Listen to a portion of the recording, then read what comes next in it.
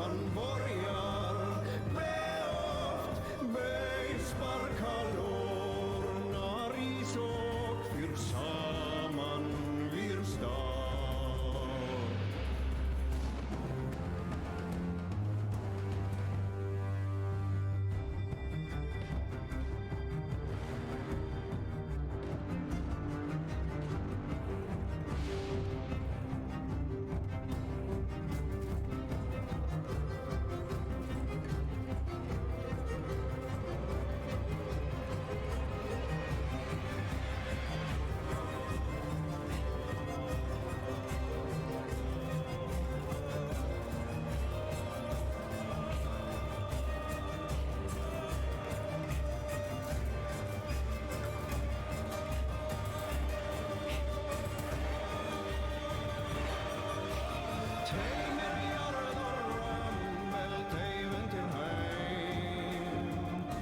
Sjörnor helt vindringspartiet gör hunger hon där skall regn går regn om ström når ej vad sist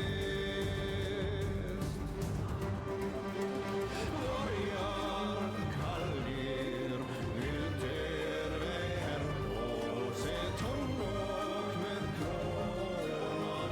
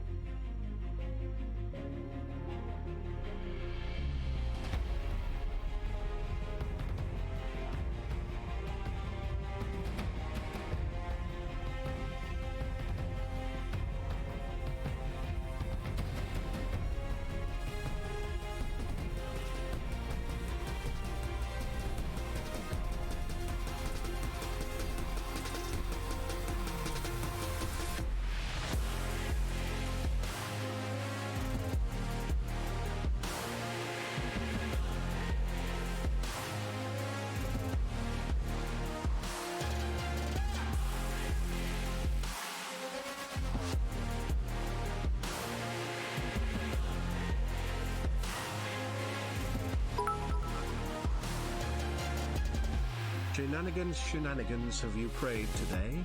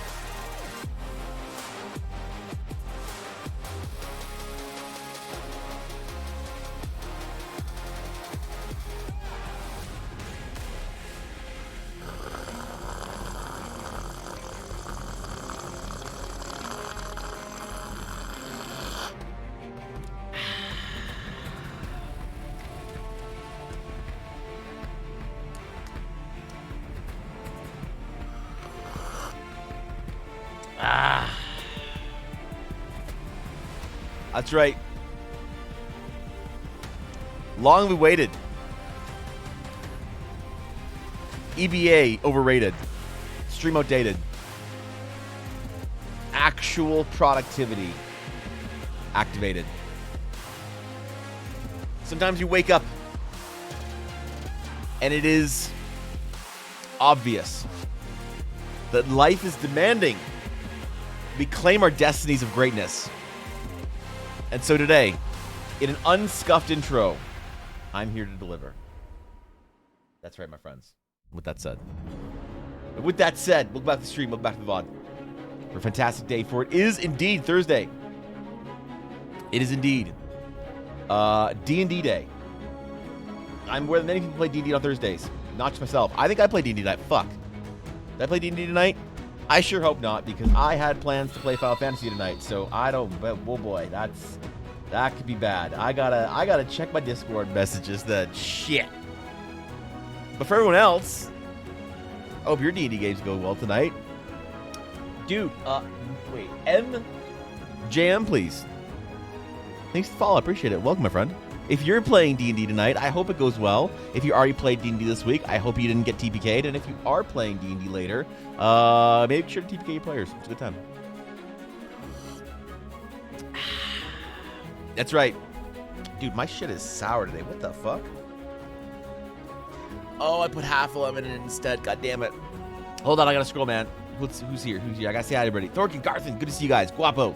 What's going on, boys? What's up, Cat? Good to see you. How's it going? Savannah, Bizzo. Ooh, new channel VIP Bizzo. Wait, no, old channel VIP Bizzo.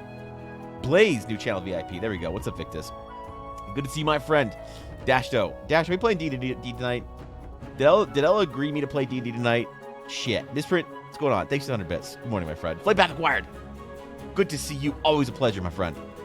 How you guys doing? Of course, MJM. I'm already abbreviating it. Good morning to you. Dude! Misprint, you're crazy. Misprint, thank you for the sub. Give us a sub. Welcome to the guild. You're now a full-fledged member of the Dragon's Claim. Floof, good morning to you. Damn it, Misprint. You're insane, dude. Thank you for the gifted subs. I appreciate it. Dude, seriously. You don't gotta do that. Misprint, I'm literally just happy to have you here. That's all I could ask for. But thank you. Thank you for giving subs to the people. Bringing the people into the community. I appreciate that. Seriously, my friend. That means a lot. So let's have a session 0 today. My first IRL campaign in 5+ years. We had to move it to tomorrow. You know what? That's good. More time to watch Critical Role if your party watches Critical Role. I found that if you're playing D&D on Thursdays, people who watch Critical Role, it's hard. Because they try and watch it and play D&D at the same time, and it's uncomfortable. Maybe it's not an issue for you. I don't know, man. Maybe it's a me problem. Maybe it's a me problem and not a general issue of general issuality. Hold on, let me turn down the music. Let's get into it, boys. Let's do this. Where are we at? They deserve to be the guild. Misprint. It's true. But you still don't have to give subs. All right, I appreciate it. Thorkin. Not sure how true this is, but I've heard through the grapevine that the Riot just bought, Fortiche, the studio that made Arcane. Really? Interesting. That could be good. That could be kind of pog, not gonna lie. What's up, Farmer? Good to see you. Hello from the great state of Texas. What do you mean state? You mean country. What's going on, Dungeon Geek? Good to see you. Notice Critical Role. I love Legend of Vox Monica, but Critical Role isn't D&D. Ooh, that's a hot take. I'm not gonna debate it. For or against. I'm just gonna acknowledge and appreciate a hot take when I see it. That's right. Wait. Welcome to the guild. Evan lost our coffers, but I trust Alien Girl will help if they're... Wait, for they are a saint of wealth. Listen, I don't need any gil. What do you mean, dude? What do you mean I need gil? Wait, hold on. Look. What are you talking about? Look at this. Look at that. That's almost 1 million gil. Look at how much gil I have. All right? I might have spent all the other gil on Mama retainers, but it's fine.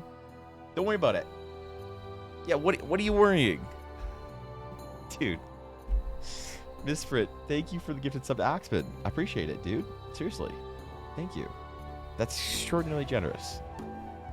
I appreciate it. Thanks for the 3 gifted subs this morning. Phoenix. I knew it felt more attractive in here.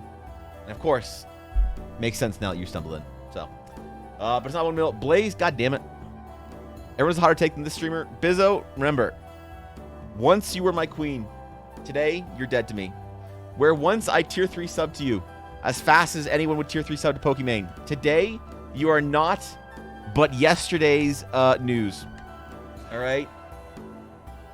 All the verbal abuse we put Blaze through yesterday. I'm getting, man, this war between Bizzo and Blaze and my alternating allegiances is getting exhausting. It's getting exhausting, man. I should just mod both of them. Yeah, that's what I should do, man. I should end the war. I should just screw the VIP badges. I should just mod both of them, you know? Right? Like, screw it. I don't need to worry about swapping VIP badges between the two of them every day. Just mod them. All right. Today we have a very important project. Okay? Today we are designing a magic item. It is going to kind of be like a Friday project. However, this is going to be the guild magic item for the month. Okay? This is going to be the guild magic item for the month. The one that we released, obviously, the digital format for. Obviously, the patrons can get it physical. You know, a little card. But this is going to be our loot for the month. All right? As a generous guild master of the Adventurers Guild, I will allow members of the Dragon's Claim to make their own this legendary item. And no, it's not going to be a pizza box of holding. No, it is not going to be the burrito of infinite heat. All right? No, it is not going to be the snow globe of desolation. Okay? Today, we have an actual magic item we need to design. Something actual that fits in the world that is Eldarin theme specific. Something Astral Sagey. Oh, shit. Did you make the background fire into the old gnome meme? What's that? You remember? So, GM Workshop. Did you ever play Diablo 2? Did you ever play Diablo 2? Yeah. You know when the guy in Act 5 is like, "Baal, the gates of Shesharon have stood for time immemorial, and you shall not," you know, all that shit. And Baal's just like, "I have heard your position," and then he like explodes the guy, and like he pops, and there's blood everywhere. That is me accepting your petition. That is deep cut, but yeah, you know, we got to go there. Don't in the war there must be a conclusion. Is it a conclusion? One of them gets to be mod, and the other one gets banned. I'm actually worried about modding business. So somebody suggested, one of the mods. We need more mods, right? Because I want to take the pressure off the mods. And I've been talking about how we're gonna add some more mods before Mod Appreciation Month this year. And Bizzo was suggested, and I was like, no, Bizzo will take it too seriously. Bizzo's a mod everywhere. Are you kidding? So I feel like we need to mod Blaze, so Blaze can ban Bizzo, so Bizzo doesn't feel like she needs to have any sort of like you know, productivity in the stream. And then we can create a chat channel in Discord called Bizzo Chat that is just Bizzo's chat messages. And then we'll create a bot that automatically posts those chat messages from Discord in actual chat. So, you know, we got to figure this out, man. They haven't officially acquired them. They did buy 40% of the company with promise to work together for decades to come. Jesus, that's pretty good, dude. That's pretty much the same thing, I think. That's pretty much the same thing. The spoon sword, listen. If it's an astral spoon sword, sure. Babylon's an infinite healing. Yeah, there you go, man. There you go. The Act 5 is no real thing, and Druid and Assassin aren't real D2 classes. Who said that, Cat? We're going to ban him. You said that in quotes, Cat, so I assume you're not saying that. All right? Who said it? Point him out. It's insta permaban. We're going to pour Kool-Aid on their servers. They're no longer allowed to game. It's over for them, Cat. Thank you for modding me, Evan. That's so sweet. Where's my sword? Savannah, you want to be a mod? Yeah, you want to be a mod, Savannah? You can be a mod. I'd mod Savannah. You're around often enough. Why not? If I may ask. Okay, all right. What do we have in Bluff? Do you think the party sort of unexpectedly making Astral Sage a party member was a boon as it gave the stage for further exploration for the sages? Were you planning on discussing them soon either way? I was probably going to make the Astral... So I was going to make the Astral Sage order, but it did change with Bluff the way that I was going to design the sages. It started as a Sage order, top-down, into Sage character, right? But now we have a character that we have to go up through the rest of the order now, right? Which is a bit uncomfortable for me because I don't want to commit to certain things, right? Like, for instance, here. Let me show you me. So Rosa, when we designed her, not with... I'm reluctant to say it because it sounds like it's kind of topical, but I would point out that we started this a couple months ago. I had decided to design... to give a light sort of nod to a part of my heritage, my family that I find kind of a beautiful part of history.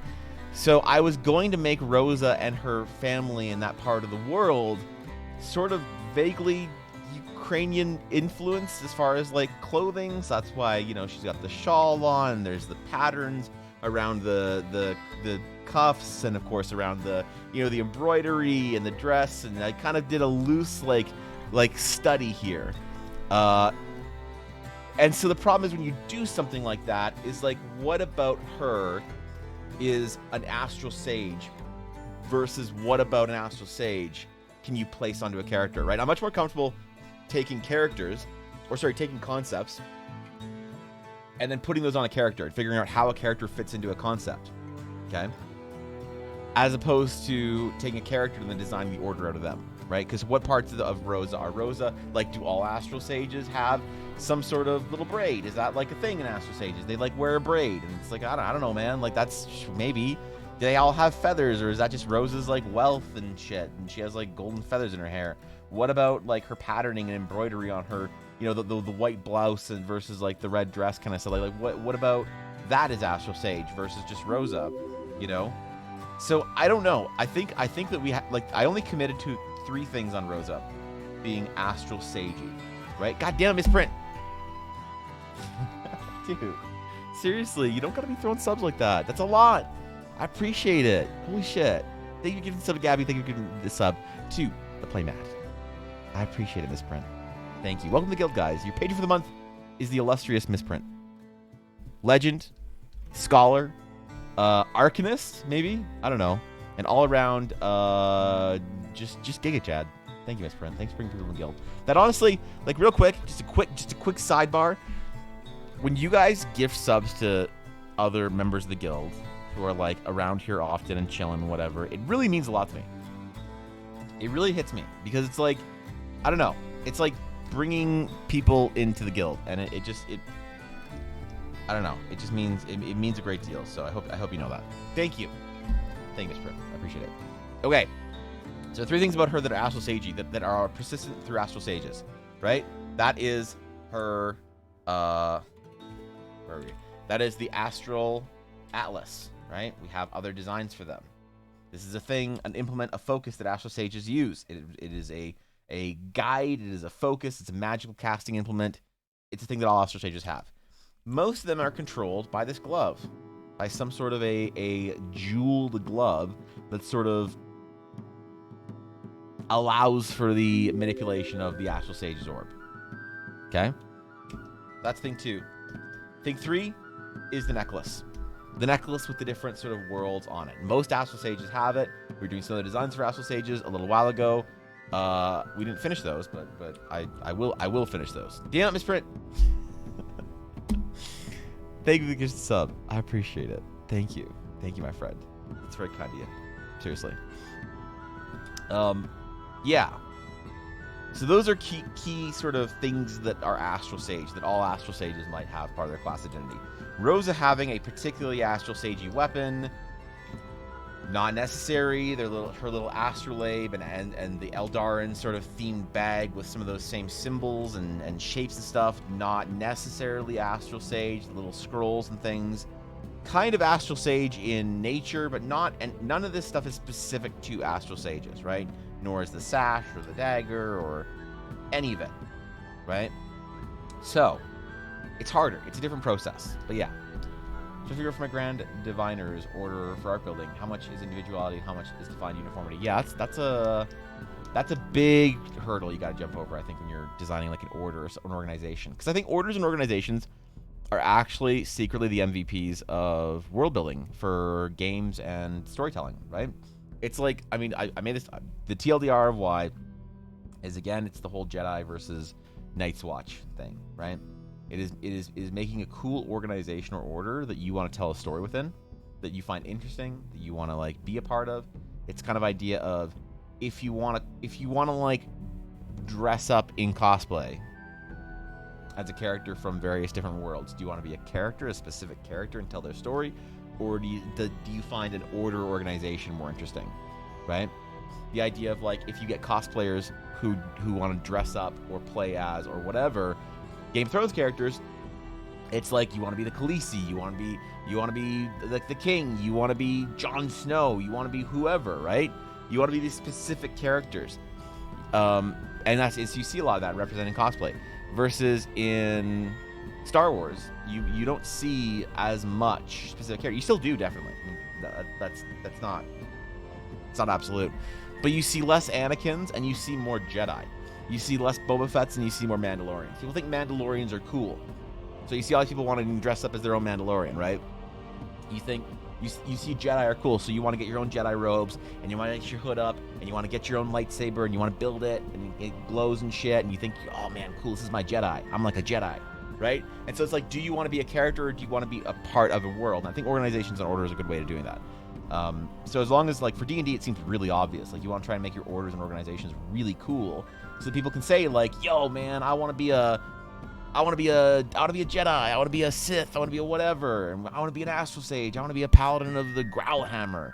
You know, so definitely organization stuff like that is important. Trying to figure out what you can do to make your order or organization really interesting. Yeah, I don't know, man. I gotta catch up. Okay, we'll catch up. We'll chill for a bit, and then we'll get into this. We'll get into the design of the first item. Yo, Nix, thank you for the raid. What's up? How's it going? How's the stream? What we do today? What's up, bloody? Good to see my friends. What we do today? Last scene playing. Wait. Why is my chat freezing? Oh, okay. Last scene. Nix, where were we arting today? Tell me your tales. Well, I catch my chat. The order sort of exists, but in varying states of prosperity. So at one point in time, the order was structured this way and practice this.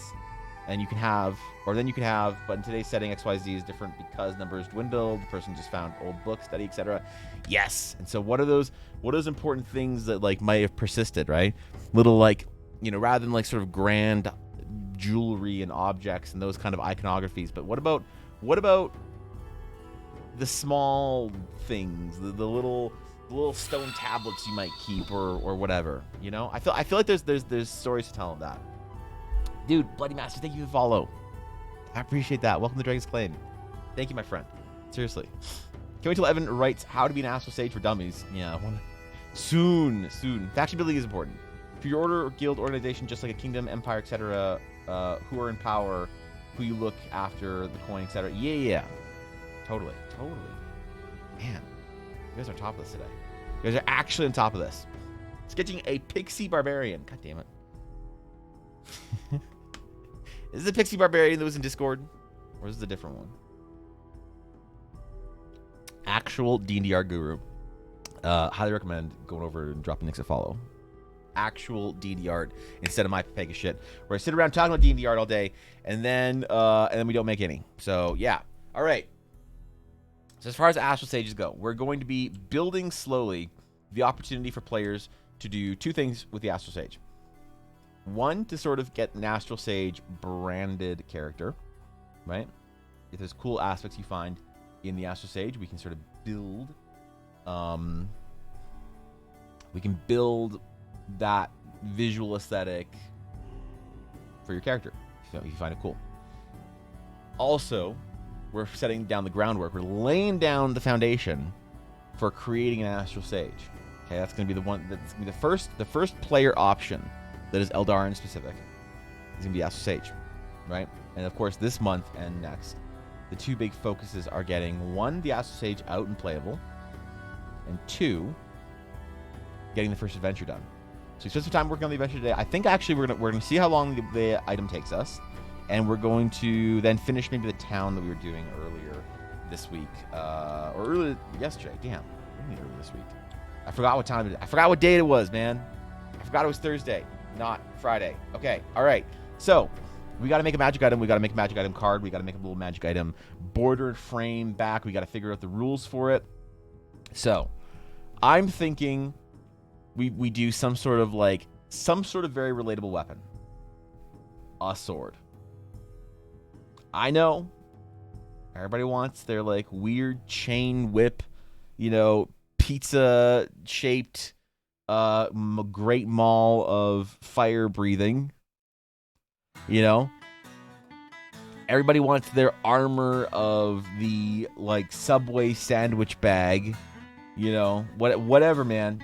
D&D players are weird. We're gonna go a little bit general here. We're gonna go a little bit general and do something that a lot of people can use. Okay, so we're gonna go with typical arms and armor, the very first magic weapons. Okay, so it'd be relatable, and then we'll do some crazy stuff after. All right. Posted work in progress. Okay, hold on. What do we got? What was the project for today? Let's see. Stream talk? No, not stream talk. Damn it. Yeah, GM workshop. That's basically it. Okay. Pixie Barbarian. What do we got? So, okay.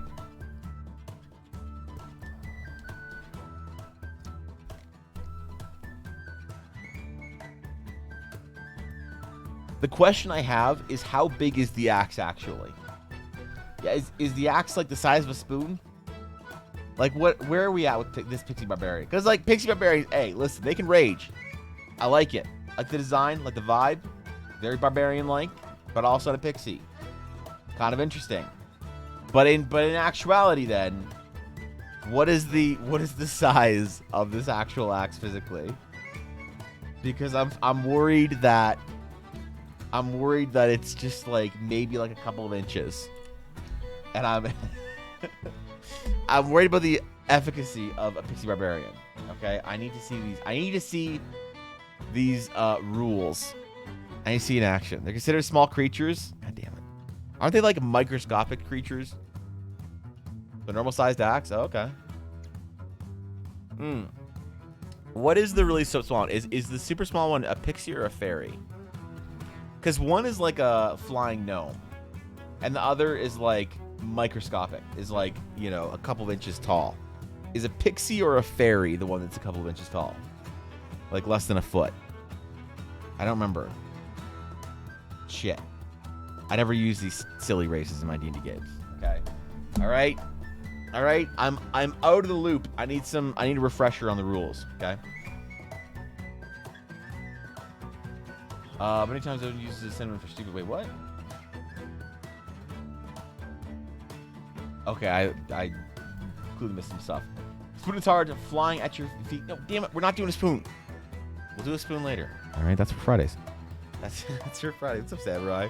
Next spooning time I see. Yes, basically. No, we're not. No, damn it, Samurai. We're not doing a knife today. Wait, a spoon. Shit. No, we're doing a knife. Damn it. I'm being trolled, man. They get feedback for 10 minute study painting or painting study. Yes. Sure. We'll do a quick Discord dive before we get going for today. I'm supposed to do my morning painting study. All right, Thorkin, what do we got? All right, feedback. Thorkin, did you sample your colors from the image or not? Because if you didn't, that's amazing. Proportionally, we still got to work on some of those measurement devices, Thorkin, but you're getting way better, dude. This is actually sick. Your lighting and your blending. Dude, how are you getting this kind of blending? With a mouse. Holy fuck, dude.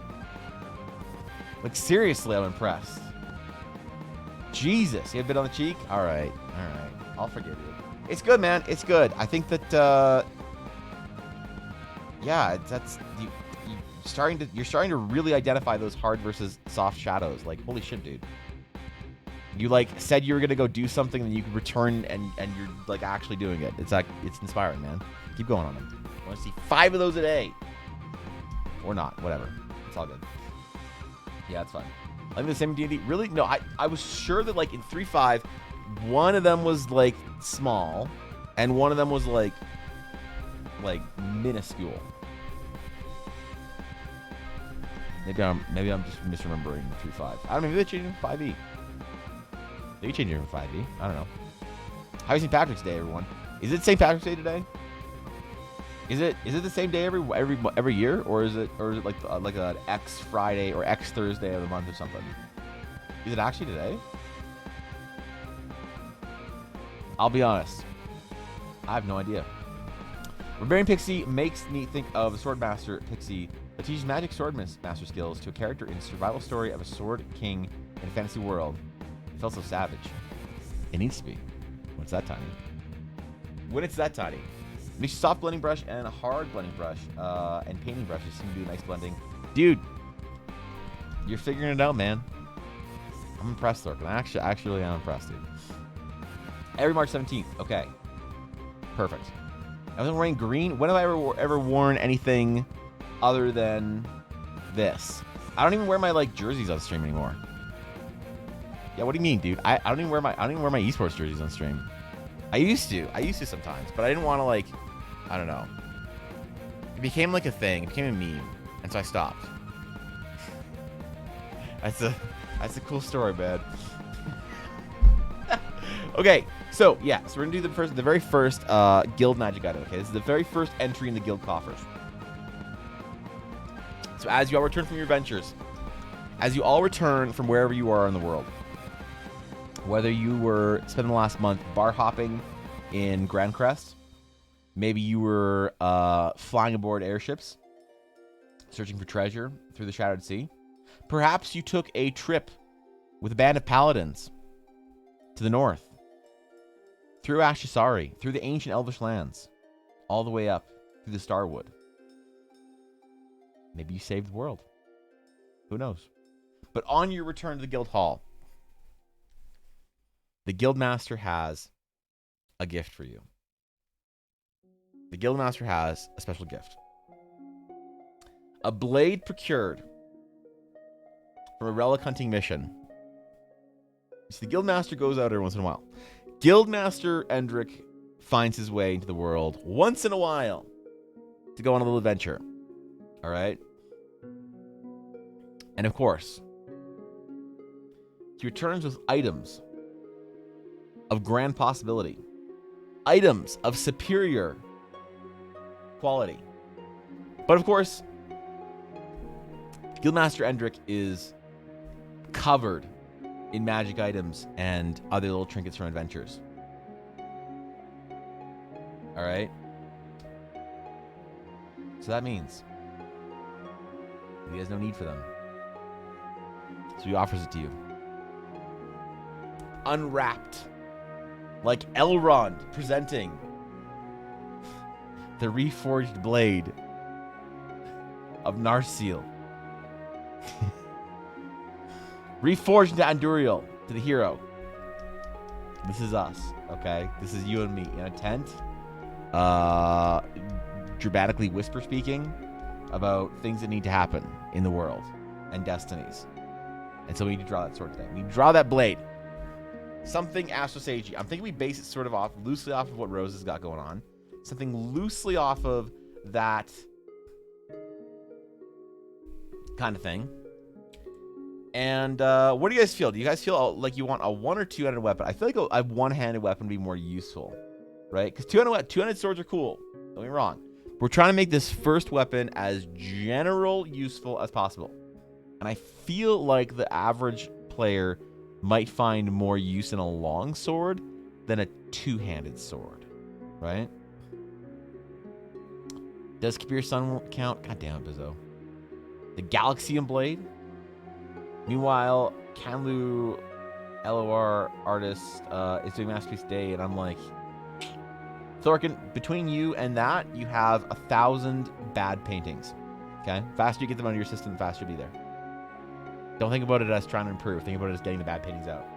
The guild have a guild animal symbol. We are literally the dragon's claim. Our guild animal symbol is the dragon. I don't know came into, but I'm immersed. I don't know what the magic items are. Listen, Gus. This is a magic item that we're gonna design for the whole guild. All right, this is our monthly magic item. All right, that we're making a fancy magic item card for. That you can give out to loot for your players, or you can request his loot from your GM. It's all good. You know, the Astro Spoon Sword. God damn it! Longswords are martial? Sure, sorry. Yes, longswords are martial. I meant I know I said longsword. I'm aware that I said longsword because I was thinking of longsword and greatsword. No, short sword. That's exactly what I meant. I meant to say a short sword that everybody can use.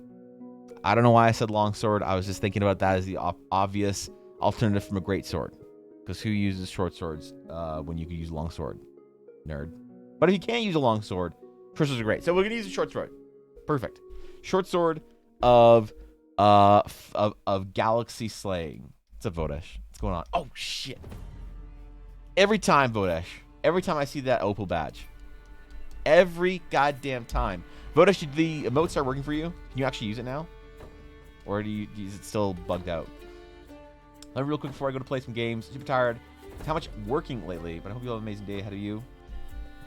Be chill, man. Be chill. It's not working for me. It's still bugged. Let me try re-uploading it. I'm just gonna re-upload it today after streaming, Vodesh. That sucks, man. I'm sorry, bro. I don't know why. I have no idea why. It sounds like a Twitch problem, but I'll do whatever I can to maybe fix it. Short sword is very class. Yes, you're right. Short sword, obviously. Obviously, you're right. Of course, you're always right. Full bleach, two-handed sword that can be split into two swords, one short sword and one long sword. How do you ask? Don't worry about it. Exactly. Cat, of all the people to say don't worry about it when asking how something works, I'm surprised you of all people will settle on that. Whenever I say don't worry about it, you write me like an 8-page essay about why it's breaking your immersion. Wait, I mean, do we have a living dragon in the guild? Oh, do we have a living animal? Does the guild have a pet? So the guild, the yes, but she doesn't have a character yet. Yes, guaranteed that the guild master's wife, whoever or whatever she is, whenever Ella decides on what she wants that character to be, I can guarantee you that character will have a Hearthwood Mastiff. I can promise you that character is going to have a Hearthwood Mastiff. All right. Short swords are for cowards in Lalafell.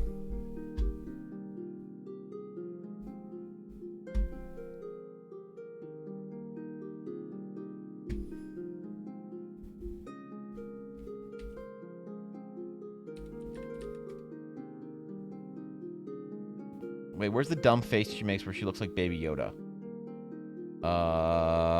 What is it? Which one is it?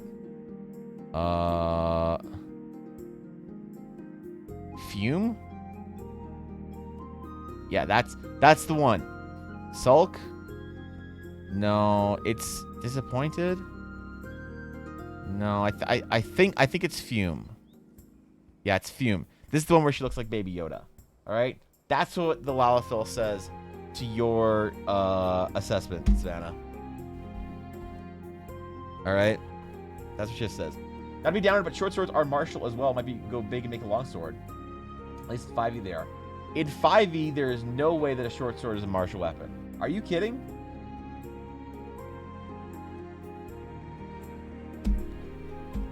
I would have bet money like an hour ago that short swords are simple weapons.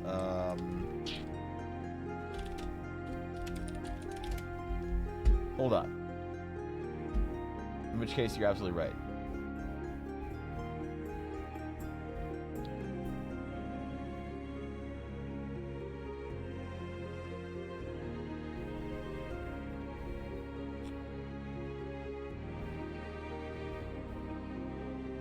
Short sword's a martial weapon. Wait, what? What?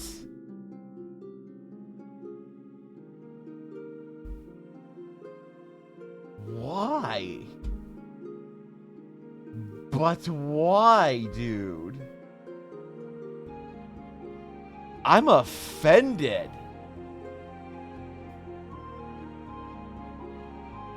I have allowed players to use short swords as simple weapons forever. Since I started playing 5e, I've let players use short swords as simple weapons. Wait, what? Does it have facial expressions? Wait, what is there? Oh, shit, you're right. Expressions.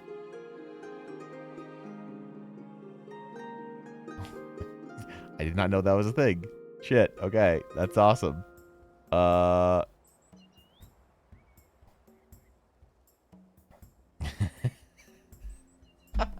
All right, I can't get distracted with that.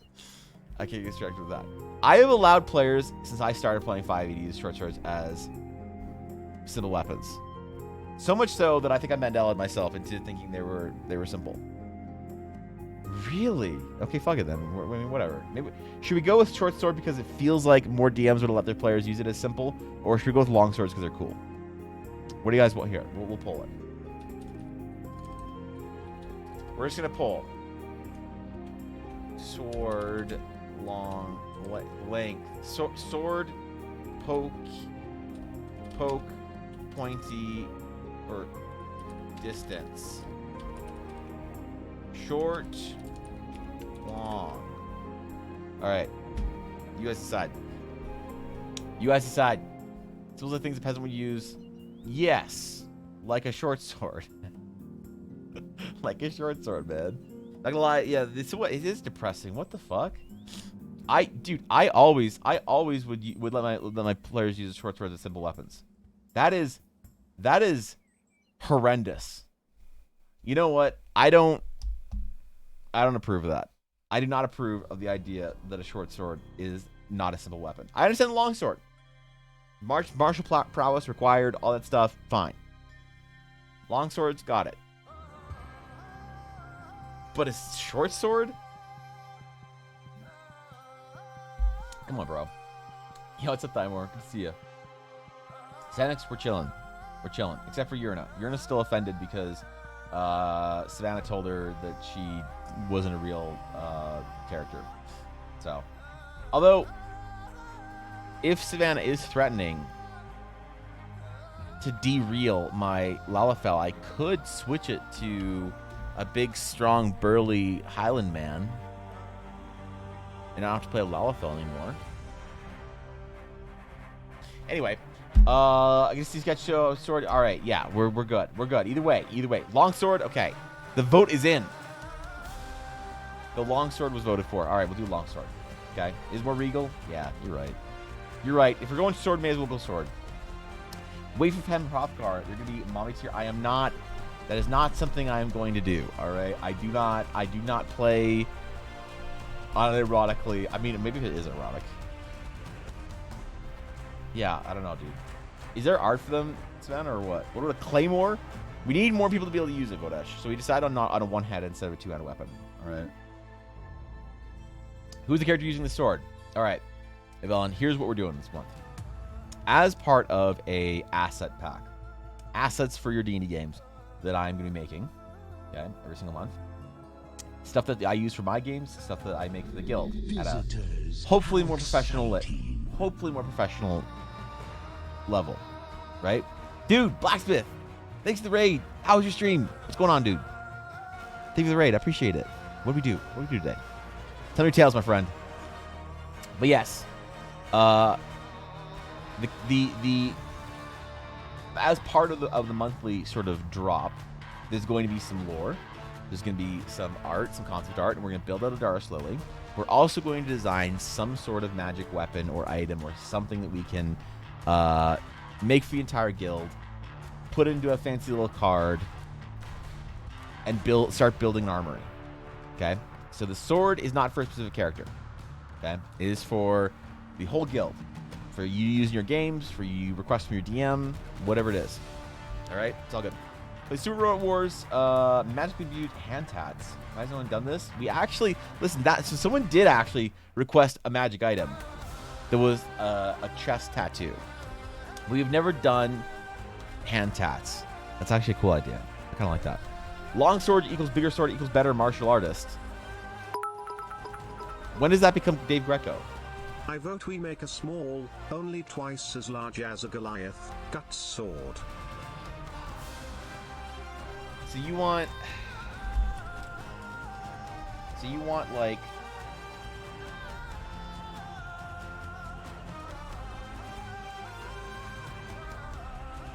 like the leaning on the tree.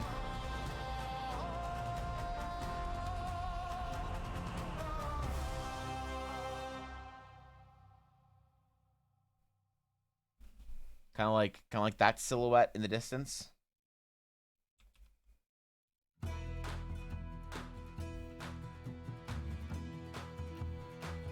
That's like the aesthetic you want.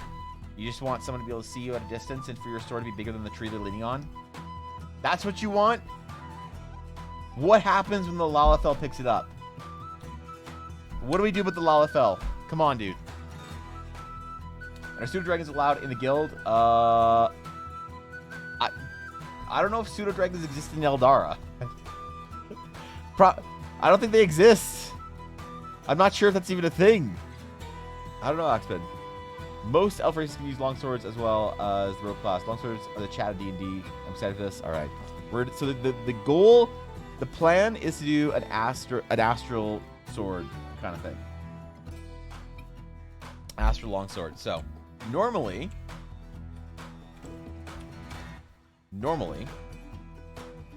we start with very quick sketches. Then we go to color. Today we have more time.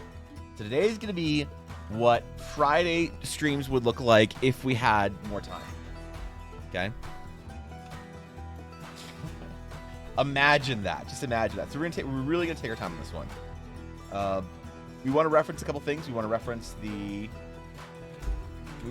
a lot of these shapes, these kind of like ideas, these like circles and pointy things. Remember, Astral Sages, they like that combination. They like referencing runes. So we're going to do a very elegant looking, fancy longsword, okay? That we're going to do a lot of blues and a lot of silvers. This should be probably the greatest weapon we've ever designed, okay? You can create magic items as a wizard still in your world, right? Yeah, why not? I think it's really high level though, Vodash, isn't it? I'm pretty sure that's still a really high level thing to do, but yeah, of course, dude. That was me. I could throw it 2 topics if you want. Wait, you throw what now?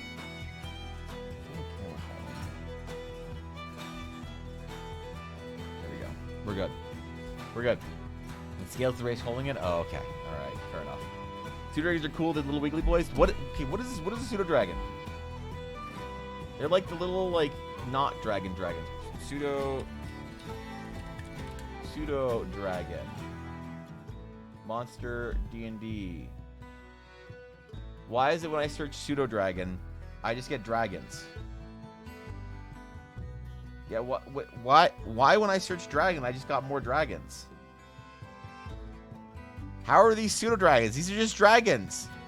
What do you mean pseudo dragon? Does pseudo dragon just mean baby dragon?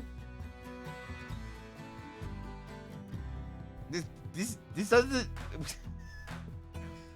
What the fuck? Just means Fae and not a dragon. Like a mini dragon, like micro pigs. Oh. Yeah, sure, whatever.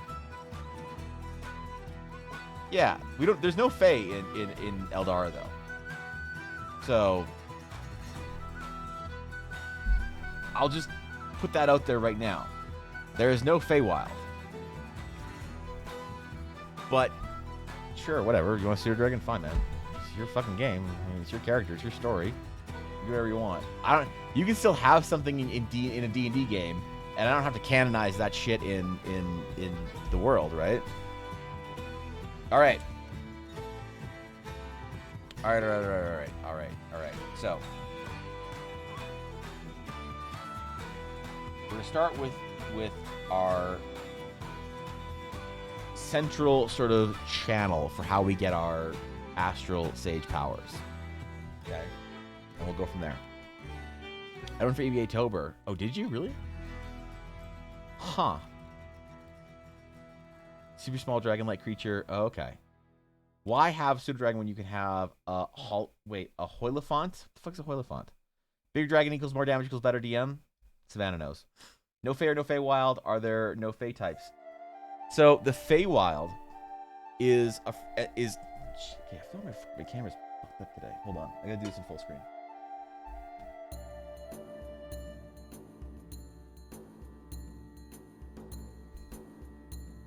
Is that right? I think that's right.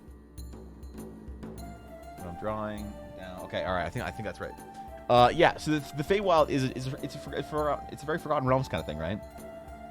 In order to have the Feywild, you're sort of subscribing to a lot of Forgotten Realms mechanics, right? It's kind of like how we're building things in Eldara without worrying about what happens in Forgotten Realms. That's why we're detaching a lot of names for things. That's why we're removing a lot of sort of we're removing a lot of the kind of the baggage of Forgotten Realms and trying to do something actually new and interesting and different and whatever. Not because Forgotten Realms is bad, just because it's more fun to do new shit for me. So things like the Feywild, all the Hells, all the whatever, like there's it doesn't mean that the things that are inherently Fey in archetype aren't there. It means that the words that you have baggage attached to, if I say there is a Feywild, you're going to be like, oh, cool. So I'm going to go into the Feywild, and I'm going to go find the first Dryad I can find with their pet pseudo-dragon, and I'm going to ask them if they can cast Fey trickery on me. And it's like, no. The whole point is to kind of create something new and interesting, and if we're using sort of Forgotten Realms, not just terminology, but Forgotten Realms mechanics, then we're sort of limiting ourselves quite a bit in the world building process. So that is why we were doing away with it. Meeting. All right, Victus, enjoy. I quote the wiki: a pseudo-dragon was a small dragonkin known to be playful but shy. Pseudo-dragons were not true dragons, but highly valued for their use as wizards' familiars. Oh, okay, I see. So they were invented for the aesthetic of people that wanted a baby dragon, but they had to change the rules around so no one had to feel like they needed the world building / lore to back up why they have a very tiny baby dragon, one of the fiercest and most destructive and cruel creatures in all of fantasy. I respect that.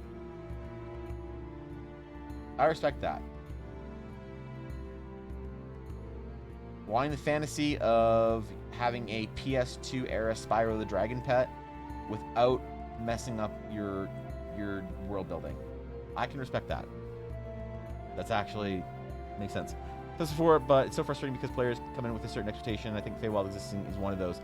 I think so too. Yeah, and it's not necessarily frustrating that people have that expectation. I don't want to make anyone feel bad that like they're like, oh hey man, where's the Feywild? And it's like, oh, there's no Feywild. And they're like, what? But you know, I don't want to. But it just means that we have to replace those sort of fantasy expectations, those sort of archetypes and whatever, with something else. It means that players often desire to have this sort of fantasy experience you know, of this mysterious sort of like magical wilderness. Okay, well, there's like lots of ways we can handle that, you know? There's a ton of ways you can handle the mysterious magical wilderness without having to use Feywild as written by Wizards of the Coast, TM, 1993 Magic the Gathering trading card game, playing card, Wizards of the Coast, Gary Gygax created tabletop RPG. TM. Personal opinion on Feywild, probably a hot take. Oh well, it sucks. Why don't you like Feywild, Blaze? Because look, it's fine. I don't actually really care about like here's the thing. Truly and truthfully, I didn't know the Feywild existed for like years. For like a long time. Okay? As like an important part of D&D. Why? Because we always homebrewed our own settings and played our own campaigns. So the idea of a druid from like a Dream Grove type, like Emerald Dream, Feywild kind of thing, you had them, sure, but none of my friends and none of the people I play D&D with and myself, no one like needed the Feywild as a system or a mechanic or a place, right? We just like had something else. We had a replacement for it. We still had that sort of fantasy trope, but it wasn't the Feywild. The Feywild is a very Forgotten Realms kind of thing. So I don't have much of an opinion on it. I think that it's got some interesting rules. It seems pretty cool. But yeah, I don't know. I don't really have a strong opinion on it. It's like most things in Forgotten Realms. I don't really have a strong opinion on it. I don't love or hate it. I don't have an issue with it for the most part. It's just like, okay, well, we're doing our own thing, so that's, you know.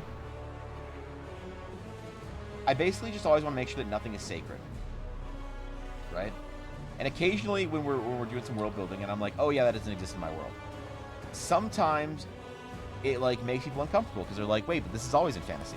This is always in my D&D game, bro. You don't understand, dude. This thing, whatever it is, this is always in my D&D game. You can't have D&D without it. And it's like, well, hold on. Well, hold on, dude. What if we come up with something cooler? And people are like, you come up with something cooler? Who are you to challenge the coolness that already exists? And it's like, it's kind of boring if you don't, right? Like, most people can accept that with Feywild. But let me say something that if you're like, okay, that's fair, Evan, yeah, I can understand why you challenge the Feywild. Let me say something that I don't necessarily agree with, but will make you uncomfortable probably either way. I don't think we need dragons in D&D. What's a dragon? Oh, it's a big lizard. Who the fuck cares? We need a big lizard in your Dungeons & Dragons game? And somebody who's like, you know, your most like sort of open-minded person who's like, yeah, I guess the Feywild is kind of Forgotten Realmsy, and I guess it is kind of an existing trope that we don't really need in like new fantasy. Maybe there is an opportunity to do something cooler or interesting or whatever, have a different take on it. Even the most open-minded individuals in D&D, as soon as you suggest that they don't have dragons, they're like, whoa, hey, fuck you, don't mess with my you know, like we went through a big, long, giant, fucking Pepega level academic discussion on why dragons are actually pretty cool and why dragons are a good function in fantasy, right? But at the mere suggestion that we don't use dragons, you can observe the open mind snapping shut immediately, right? It's just an interesting thing to think about when we're trying to like do something new and interesting and actually like sort of like challenge the boundaries of what it means to create something new, right? Because anytime anything new was ever created, somebody thought it was fucking stupid and discouraged the person from creating it to change the status quo, right? When you had the original people who would play sort of like battle, like war game style RPGs, right, where you played the role of somebody assuming a general of an army, right, and you enacted these old battles. That's how like the whole D&D kind of crowd got started in like the 70s and stuff with the war game enthusiasts, right? Well, you have Fred over here being like, oh, geez, man, I think it'd be cool if there were dragons and like wizards in this war game, and everyone was like, dragons and wizards in my war games? No, get out of here. And look who was right, right? So no matter what, whenever I say something and everyone's just like, oh yeah, okay, that's a good idea, I'm like, I don't trust that idea anymore. But if I say something and I get a lot of like pushback, but a lot of like a lot of like uncomfortable pushback, like not just like, yeah, man, I don't know if that's a great function, but just like, you can't do that. You can't do that, bro. I'm always like, interesting. We might be onto something. You know what I mean? It's an interesting thought. Yes, Thorkin, thank you. For some reason, my balance, my like equalizer for my music just like had stopped doing it a while ago, Thorkin. I don't know why. Repost the pseudo dragon from Stream Topics. Don't judge bold art. What do we got? Stream Topics. Oh, yeah, Wiggly Boy. Okay, all right. Yeah, that makes sense. That was a good one. I actually remember that. My own settings based on modern real world. I have 2 Feywilds. The Seelie and the Unseelie realm. Interesting. What's up, Empress? Good to see you.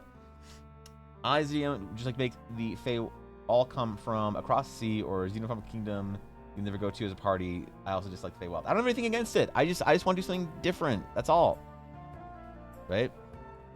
It was actually not Forgotten Realms, but as a setting introduced in the default 4E setting that was tied to previous D&D setting. So whether or not the technicality, Ivalon, of whether or not Forgotten Realm, the Feywild is a Forgotten Realms setting or not, is not what I'm interested in.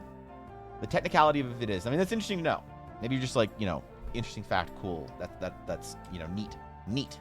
But the problem is that if you put your finger on the pulse of the D&D community right now, a lot of stuff that's sort of built into the Feywild is and that as like that word carries a lot of weight in the Forgotten Realms. It's a very established D&D type thing, right? And so that's what I mean by trying to like take away like yeah, if we're gonna call it like, it's kind of like the Emerald Dream is a World of Warcraft thing. But the idea of the Emerald Dream is not necessarily World of Warcraft. It's this like blueprint, idealistic sort of whatever for how the world should have been. But when we use the word Emerald Dream, everyone thinks World of Warcraft. And so you're going to think of all the things that come along with World of Warcraft. You're going to think of all the characters that should be in the Emerald Dream, all the things that should be in the Emerald Dream, the creatures, the whatever. And you limit yourself with the opportunity to do new things, right? And so I feel the Feywild and certain system like the 9 hells and whatever, and all the different layers of hells, that's not an inherently Forgotten Realms thing. But what I'm trying to say is that from the perspective of telling a story, where we all have to have a collective knowledge of something, using those common words can be dangerous if we're trying to innovate, right? If we're trying not to innovate, right? We're trying to do something completely like, and playing D&D without trying to innovate is not a bad thing, okay? I play Star Wars D&D. I love it. When I say to my players, all right, you get off of your, you know, YT whatever freighter, whichever one you want, and you land on a lower shelf docking bay on a low Coruscant floor. My players know exactly what I'm saying. They know exactly where they are. I don't have to like go against and do anything new and crazy, right? But if I want to do something new, if I want to be like, okay, you get on this like new planet or whatever, a new thing or a new whatever, and it's completely different, you know, then it's hard if you're like sort of using a lot of like old sort of those same terms that people like associate with certain things in the hobby. And so if you're doing that in Star Wars D&D game, you'd have a big problem trying to like sort of create a new Force religion that isn't going to be compared to the Jedi or Sith, right? As just like an example. So yes, you're right. I know that like these concepts aren't necessarily belong to the Forgotten Realms, but as far as like their usage in D&D, it's enough that I can kind of comfortably say like this is a Forgotten Realms concept. This is baked into, if you tell your players there's a Feywild, then all of the suspension of sort of like their own impressions of what D&D is goes away because you used a familiar word, right? That's what I'm thinking.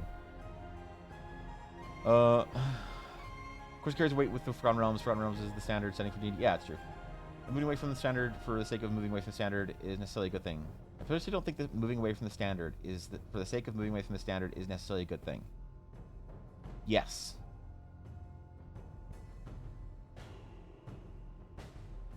What did I say that made you say that?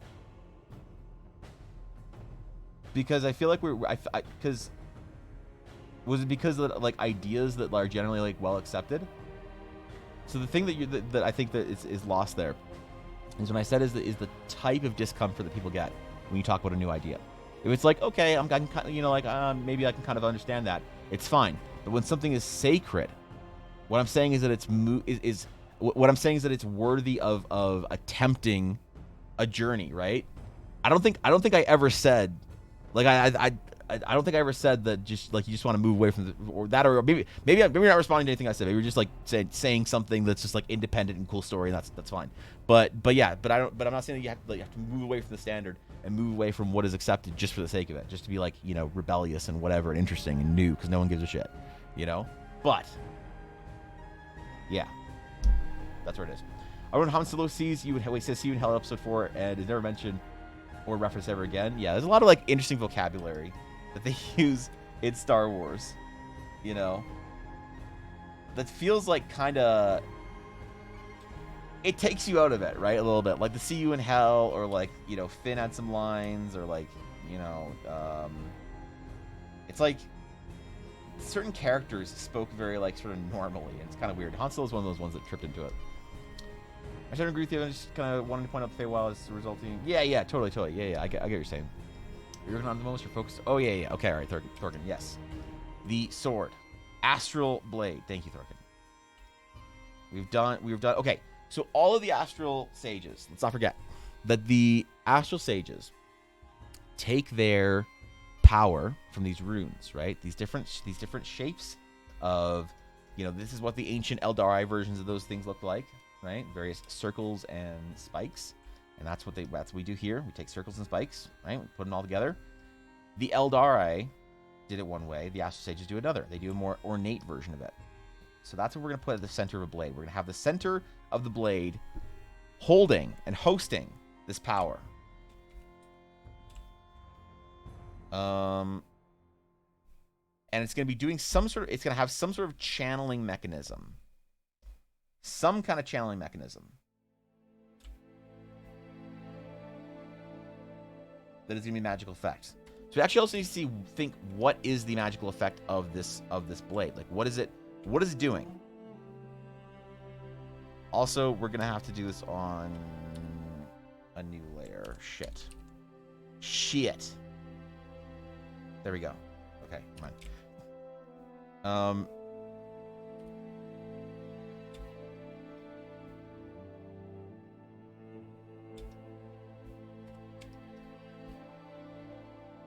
Okay, I gotta figure out how to format this because I want this to be a big item. I wanted this to have a lot more line work and a lot more intricacy than we normally do. So we're gonna be designing it a lot larger. Okay, I think I got it. I think we're good now. So yeah, so the magical enchantment effect of it, or on it, we need to figure out what kind of an effect we want. If we want this to be a fairly low-powered weapon that has like a simple kind of like on-use, daily, whatever kind of thing, or if we want this to be like a super powerful, you know, giant, fancy, like massive, overpowered, whatever type thing, you know? Do you want to use? Because the problem is like, yeah, making big, fancy, overpowered weapons is cool, but it makes it a little bit less useful for like GMs and for players and whatever, because it means that you kind of have to be high level. So I feel like doing a mix of those items over the next couple months is like going to be necessary. But maybe for the first level, for the very first item, what we do is we create something that is more useful to everybody, right? You got some good advice for world building. So it means basically no one has read it. Really? What is the DMG's like take on it? Because I haven't read the DMG since 5e came out, to be honest. The world astral makes me think of the astral sea/slash plane. That's fair. That's fair. We're gonna try and disconnect those things in this world. I'm gonna be a little ambitious on that.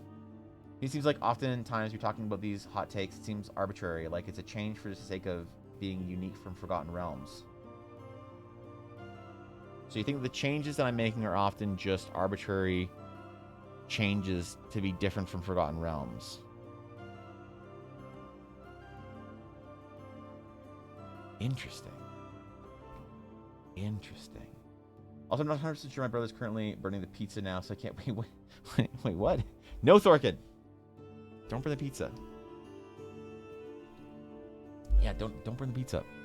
I love the idea of magic items that can be upgraded / evolved with multiple tiers. Some legendary items work like that as a cool weapon the Astral Sage can start with, but also useful later if they spend the time to upgrade it.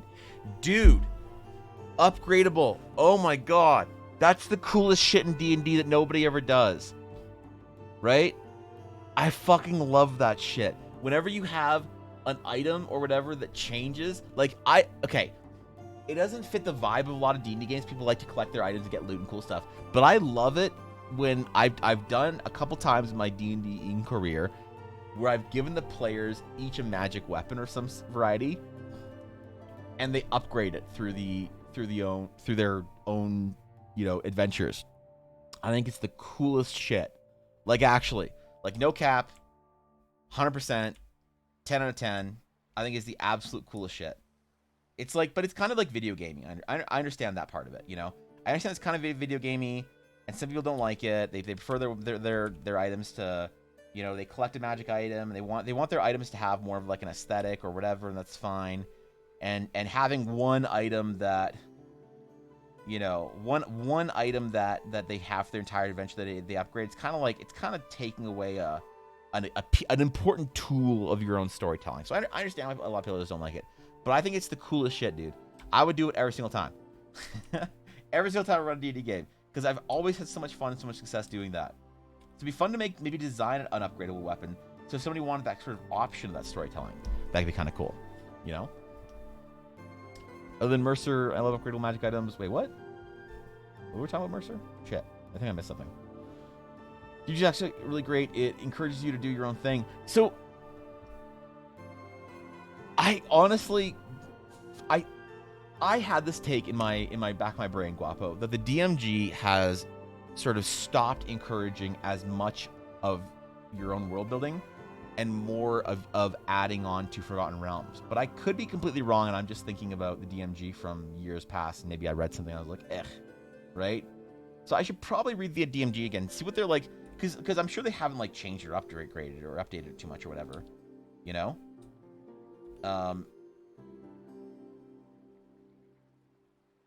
Yeah, I don't know. I should probably see what like the actual Wizards sort of take on like, hey, this is our content, this is our place to play the game. Because it used to always be the Wizards sort of had their own world as like, hey, if you don't want to do your own shit, like, here you go, here's a world you can play in, have some fun.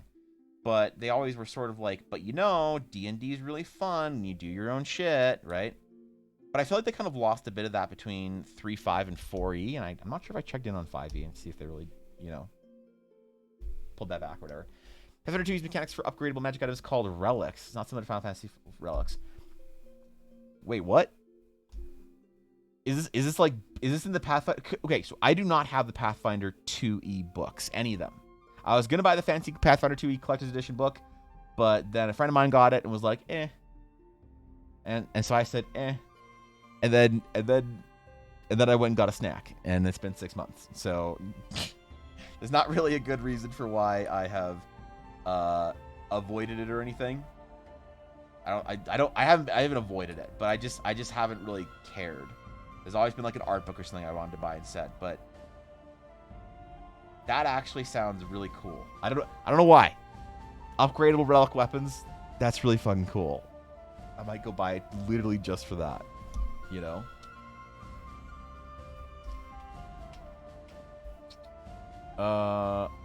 This game came out a long time ago. Your character's weapon evolve as you progress. Can't remember the name of it. Like a TTRPG?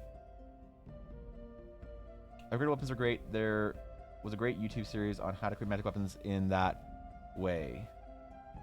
Interesting. Items that follow proficiency bonus is something I do. That follow your proficiency bonus. Do you have the effect change, or it like adds new abilities or something onto it, or attacks new shit onto it?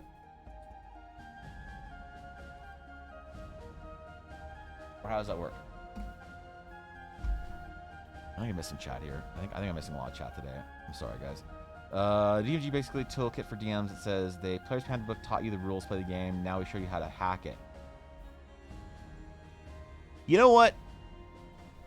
Where's my DMG? Where's my DMG at?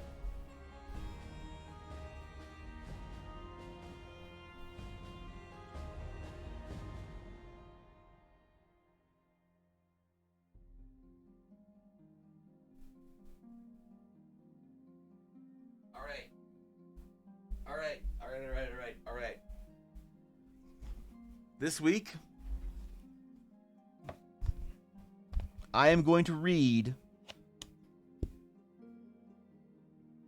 the 5e DMG again. I shall read once more. Cover to cover, table to table. The Dungeon Master's Guide, once more. I don't know why I'm actually kind of excited. All right, it's out. It's beside my desk. There it is. What's being bound? What's being done for? Since it's arbitrary because something has been done before doesn't mean it can't be done again. If we're replacing it with the same thing under a different name, did anything actually change? Yeah. So Duria, I think where the goal is to try and identify what parts of fantasy are deeply connected to concepts that we as storytellers, as people, things like breaking down not what does a dragon physically look like, but what does a dragon do in storytelling, right? And taking those cool things, and this is what a lot of what I do on stream, where I kind of like ask a lot of open-ended questions about stuff. What is it? What is it that is useful, that we shouldn't discard, that we should say this is a sacred idea, this is something that's important to fantasy, let's keep it? And what about it can we sort of pick away from? What can we chip away that is like sort of kind of encrusted in time? What things have we added on here as fans of fantasy and the genre that we've sort of encrusted the core idea in? And I think that we actually start doing really interesting shit when we take those sort of cores and we place them around our world again, in our storytelling again.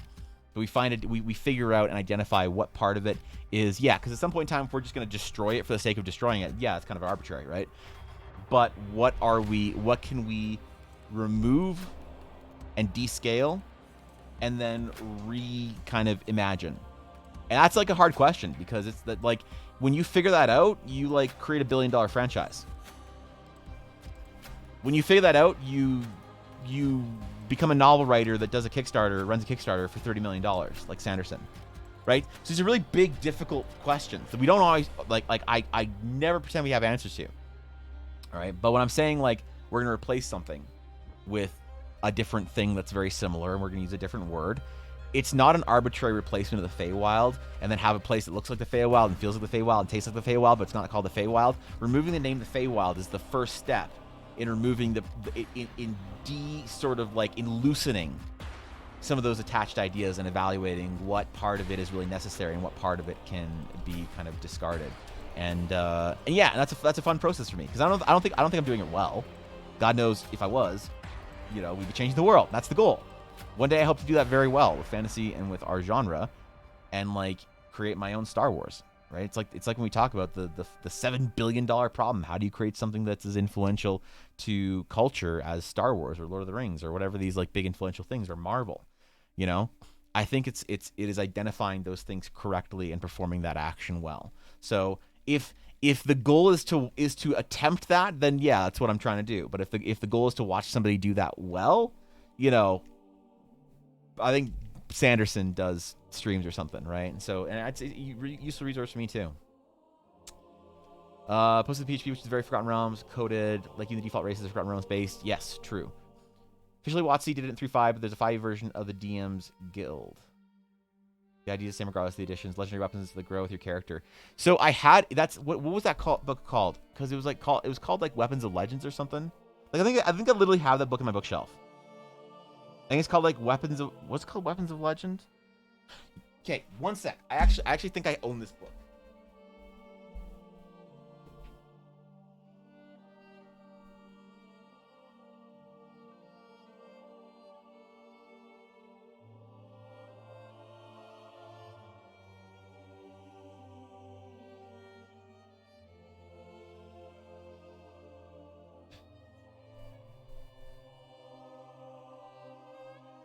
All right. My 3.5 My 3-5 collection is mighty, but I do not have the Weapons of Legends or whatever it is. Weapons of Legacy, yes. I do not have that book. I do not own it, unfortunately. I have all my other fancy books, but I do not have, I do not own that one, so. It is a Sag.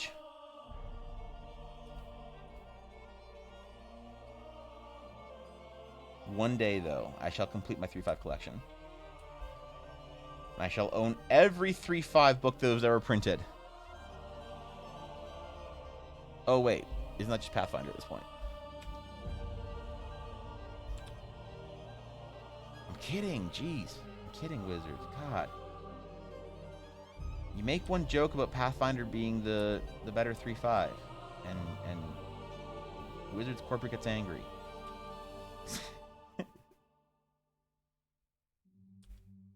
I do love Pathfinder, though. I think Pathfinder is a great system. I think my next game that I run actually might be in Pathfinder. I don't know, because I feel like it's good to have like this sort of knowledge of 5e, right? Because you have like sort of a collected knowledge of 5e, just because it's what everyone's doing, it's what everyone's playing, right? So you have this this collected knowledge of 5e that everyone has their own experience, everyone has their own sort of thing going on. And we all use the same system. We all use 5e, and we all can talk about it, and we can all reference it, and we can all whatever, and it's kind of fun. And I feel like if I stopped playing 5e, I feel like I'd miss out on that. I feel like I'd miss out on people being like, I'm going to play a Spore Druid, and I'm like, oh, I'm playing a character class that doesn't exist, that no one's ever heard of, that's a 3-5 weird prestige class thing that, you know? So part of me wonders how important it is to be like in the D&D conversation to be playing 5e. Right? Like, do you guys think you need to be, that everyone, like the D&D concepts hold true, and playing TTRPGs or D&D in general is like you're all kind of part of the same club, or do you feel like you need to play 5e to sort of be part of the current D&D club? Because yeah, in theory it's all D&D and we're like a big accepting welcoming community. But in reality, I find a lot of people who don't play in Dungeons and Dragons and call themselves a TTRPG fan, you know, kind of are missing out on a lot of the current conversation, you know? So I actually don't know. This sword is 5e rules, but a homebrew setting? Yes. Yes, Gus. That's what we're doing. That is a lot of books, Cobalt. That is a lot of books, man. Levin gets it in the end. I don't care who says it. Yeah, fair. Fair. Was a good system and then became bloatware. What is that? Is it the problems with Pathfinder 2, or are you saying there's problems with Pathfinder 1 first edition as well? The banded first edition and the goodness 3.5 for 2e. Are they not making first edition stuff anymore at all? Like, do they just like jump ship on Pathfinder for 2e? Like, are we mad at Paizo? That's what I'm trying to figure out. Are we mad at Paizo right now?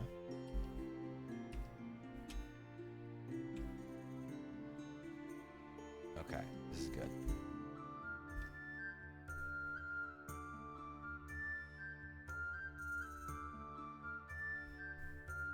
It's like kind of relaxing to actually be able to take my time on a magic weapon instead of having to like do it like a speed design, you know?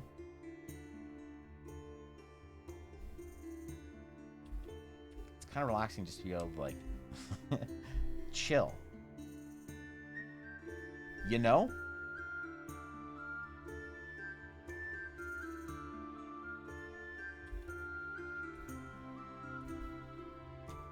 Okay. We're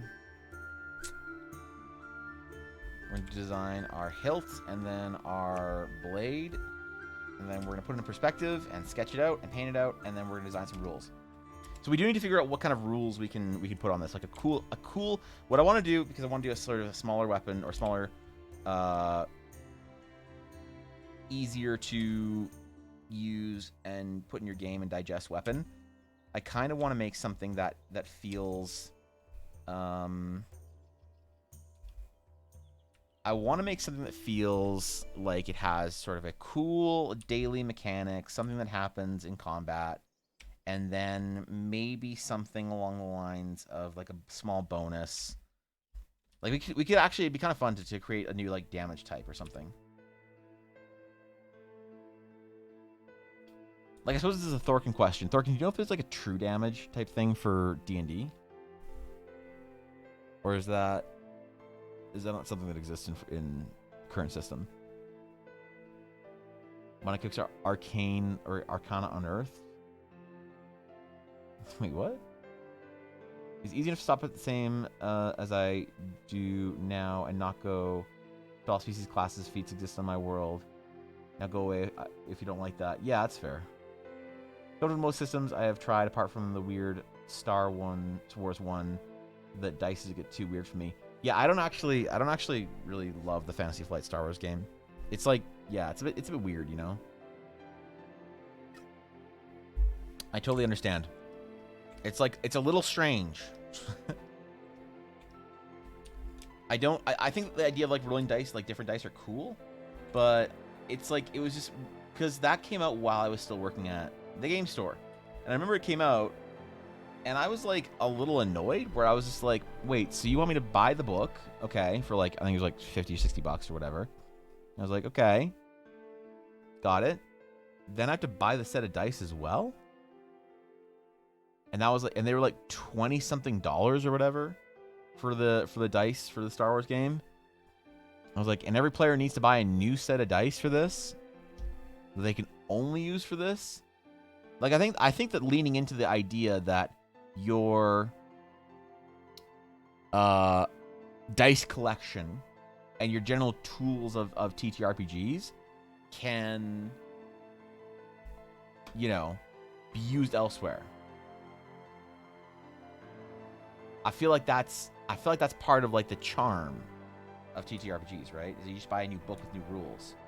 And I felt like when Fantasy Flight tried to get us to like buy new dice for it, I was a little mad. I'll be honest. I had a gamer moment. I was a little mad.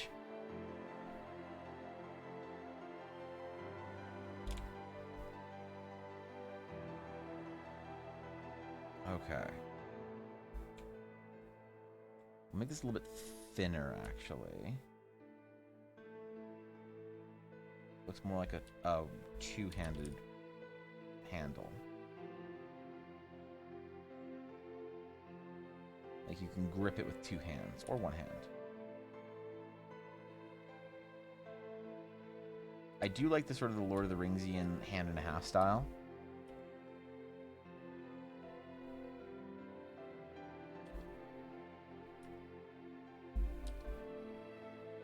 We're going to try and do something a little bit different here. Longer hilt, and then some kind of thing on the end that makes it look fancy and whatever. Sort of, again, like Rose's sword. But I don't know if we're going to do sort of the fancy garb. We could do the winding garb. We could make that sort of a feature, that sort of rapier-styled guard on swords, just because it's cool, you know? Roy's mad at Paizo. That's her secret. I think Paizo's great. They've done a lot of cool stuff. I don't know. I've never been mad at Paizo before. Blink. Happy St. Patrick's Day, my friend. How you doing, buddy? Psychic is close to true damage as far as mechanics go, but if you create a new type, it would be in fact true damage, as long as it ignores every resistance.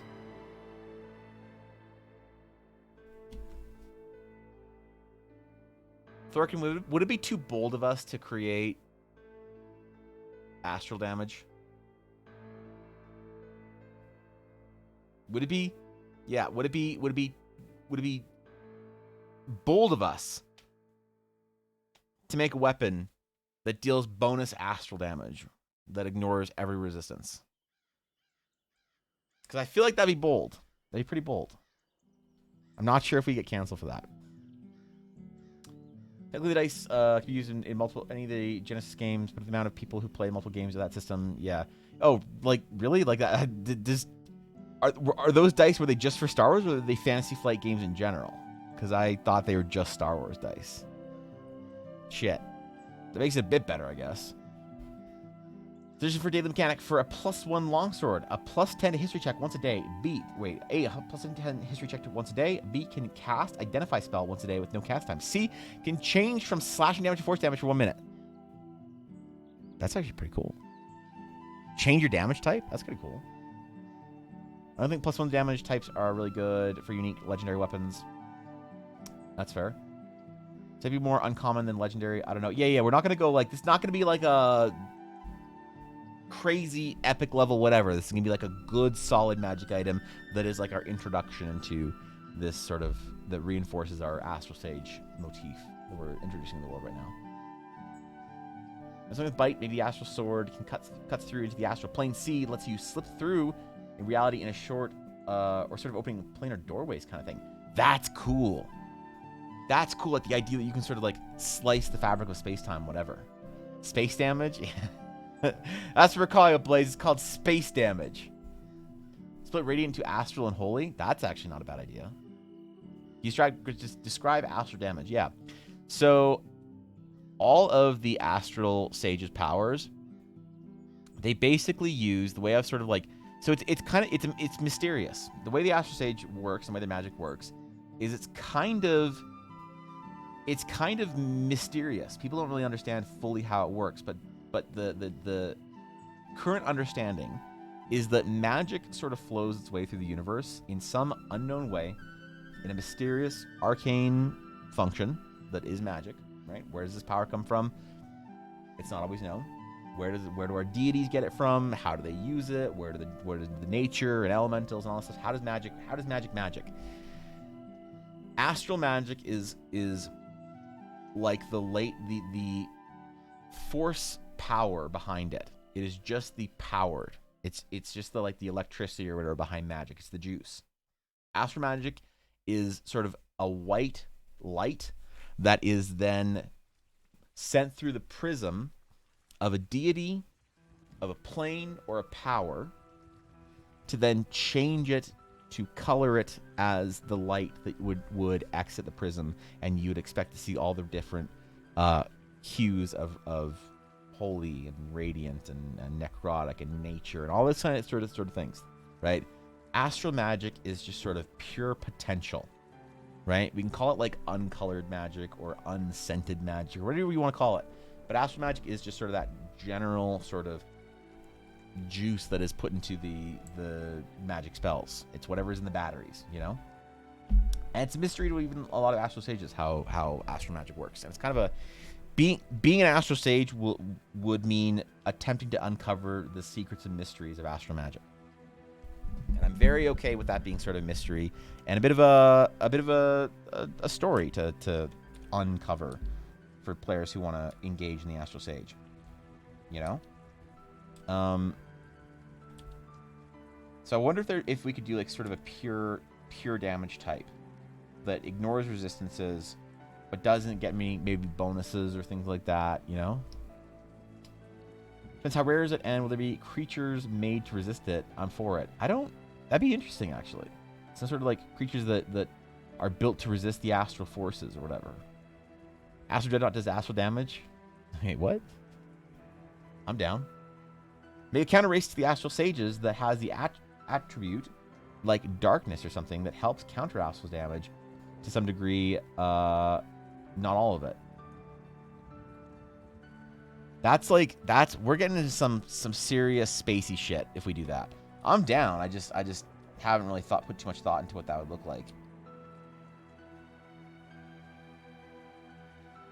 It'd be cool, you know? Okay, Rose's weapon had these like kind of crisscrossing things in the yeah, okay, all right. I kind of want to do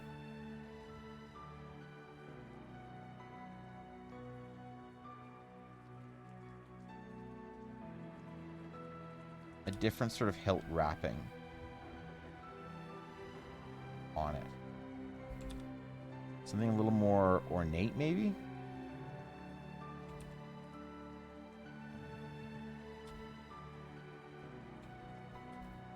And we have more time to define it right now, too, because we're not rushed to do like 8 magic items today. Or whatever. Astral magic equals magic. Magic? Yeah, right. Magic. Basically. Like I kind of came with the idea of opening planar doorway because the Astral Sage design made me think of a key ring. I thought of the sword as a key that can open doorways. So that's actually pretty cool. That is going to be something built into the Astral Sage is travel. Right? Very high level Astral Sages will be able to travel between the worlds of Eldara. So that's kind of a cool idea that you could like. Maybe you'd be like, okay, how about how overpowered would it be to have like, you know, once a day you can slice a tear in the fabric of reality, and the other side of that tear is opened somewhere like with somewhere within 60 feet that you can see, maybe, and it lasts for like 1 minute or whatever, and creatures can move freely between it or something, you know? Like, I wonder how OP that would be as for a magic item. Let me guess, does magic come from midichlorians? Okay, dude. All right. Let's keep our Star Wars prequel magic out of here, okay? Now the Star Wars prequels aren't great. Maybe it doesn't open all doorways, but maybe a key to some specific magical zone or ley lines or something. Gotta run and grab some tacos. We'll return. Blaze, I'm jealous. From a balance perspective, so far at least, resist damage type is psychic. Very few creatures can resist it, but on the other very, very few spells deal psychic damage. Vicious Mockery, Shadow Blade, and one illusion that deals damage. TM. The main ones, those are the main ones, and they all have drawbacks. Concentration or low DC and low damage. Right. So basically what I'm saying is the rarer, the more costly, the more balanced it is. Right. So we have to make it like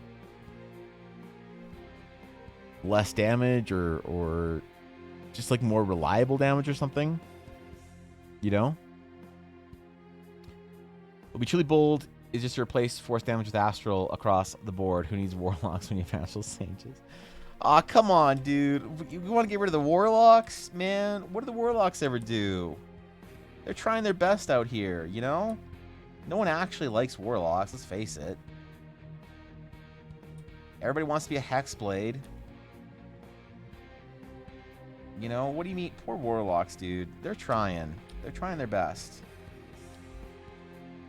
Warlocks are like the Bulbasaur of starter classes, of casters. Trying their best. I feel like I've been shitting on Bulbasaur a lot this week. Yeah, have I just been shitting on Bulbasaur unfairly this week? Because if I were to be accused of that, I'd probably say it was fair. I probably wouldn't defend it. I'd probably acknowledge it. I'm not sure if I'm just being unfair to Bulbasaur or not. I feel like I've said that a couple times. I'm just mad at Bulbasaur for some reason. If Astral Magic is the white light of magic, the prism perspective, wouldn't wielding it be kind of too powerful for a level 1 character on par of a mage? Okay, I do not worry about it. My question was about describe the damage as in hot, cold, shock burn, soul burning, Lego stepping, Jesus, brain inflamming, heat piercing type of thing. I don't think that having like wielding sort of like this like ultimate form of magic to be overpowered if it's like in small quantities, right? Like imagine you're like a very weak sort of small conduit. You're just sort of taking this magic that can be transferred and like morphed into any sort of it's like a magic of possibility rather than magic that's defined by its like arcane school or whatever. I don't think it's too powerful because maybe I want it to be cool, obviously, right? Like, obviously it needs to be fucking cool. And so Astral Sages at the highest level need to be able to do really cool shit. But at the lowest level, it's just kind of like, you know, your sword glows blue and then you do some extra damage kind of thing. You know, or like an Astral Sage can like heal in a different way, or it can burn in a different way. I don't know what the effect of Astral Magic would be. I think it'd be decided as like, what is the effect that you're channeling it to do? That's kind of where I try and go with it. I think, Cat. I don't know. It's a good question. Green travel, mystery step / dimension door. Then when you're strong, you get planar travel. Fuck yeah. Wait, hold on. Shit, I don't have planes. Damn it. Was your resistance to all elements, you get astral resistance. That actually is kind of cool. That'd be kind of cool. Yeah, if you have resistance to all whatever, you get resistance to astral. I want to be Hexblade. I want to be an Astral Blade. Shakes fence. Let me in, dude. We're getting there. One of these days. We actually have. Where's our Astral Knight? Where's our Astral Knight? Hold on. Where's our Astral Knight? Real quick. There it is. There they are. Yeah, you want to be an Astral Knight? There you go. You can be an Astral Knight. You can be a cool topless guy with a big long sword with astral runes on it, and you can walk around and you can be broody and topless, and people can say like, "Hey man, are you a giant Viego reference?" And you're like, "No, not all guys with exposed shirts and swords are just Viego references. Do they have white hair? That's your character, man. You tell me." Concentration is a good one. Maybe it's like a lightsaber that needs to be on. You need to concentrate to do so. That's kind of a cool idea, actually. That's like pretty weak, though. I feel like concentration. If we like, yeah, I don't know. I don't know. Maybe. Can you curse a real sword? Can I curse a real sword? What do you mean curse a real sword? Not sure what you mean, Destructor. I'm down to try. Charge is the worst for Kanto, to be honest, by its type alone. But Gabby, that would imply that anybody plays Pokemon competitively. Now we all have a friend who plays Pokemon competitively. We all have a friend who plays Pokemon competitively, and we all worry about them. We all check in from them from time to time. You know, that friend was like probably angry when they removed the pool for Sword and Shield competitive battles, and we all needed to check in on them to make sure they were okay. Yeah. Charizard may be the worst from Kanto by its type, but let's face it, Bulbasaur is the worst from Kanto because, well, everything else, so. Okay, I'm gonna stop shitting on Bulbasaur. I'm sorry. God damn it. Okay, fine. Alright, Thor, enjoy your pizza, buddy. All I wanted was to be a man with a big long sword. That's all I wanted too. That's all I think any of us ever wanted. Was to be a big, strong, brilliant man with a big long sword. That didn't wear a shirt. You know?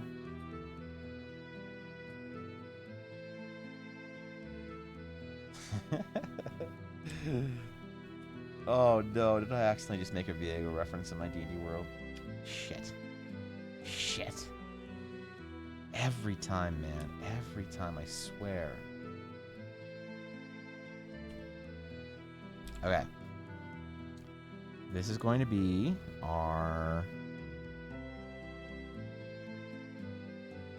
hilts. And we need something cool at the end. Some like cool glowy shit. Alright.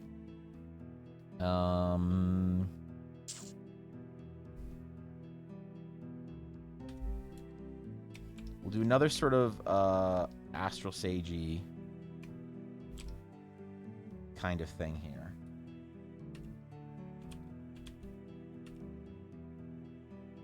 Wait, why can't I? Wait, where? Brush? Hello? Please? Please, Photoshop? Color replacement. What the fuck? Okay. Alright. Alright, whatever, man. I don't need my lines to know it's there. Visitors, yo, how exciting. OSWGT, thank you for the follow. I appreciate it. Thank you. I appreciate it, my friend. Welcome. And Hitbog. Welcome. Thanks for the raid. I appreciate it. Holy shit, dude. Damn. Yo. What's going on, everybody? Welcome, guys. Welcome. What do we do today? Tell me your stories. What do we play? What are we doing today? We're playing D&D, world building, talking about it. What was the theme of the stream?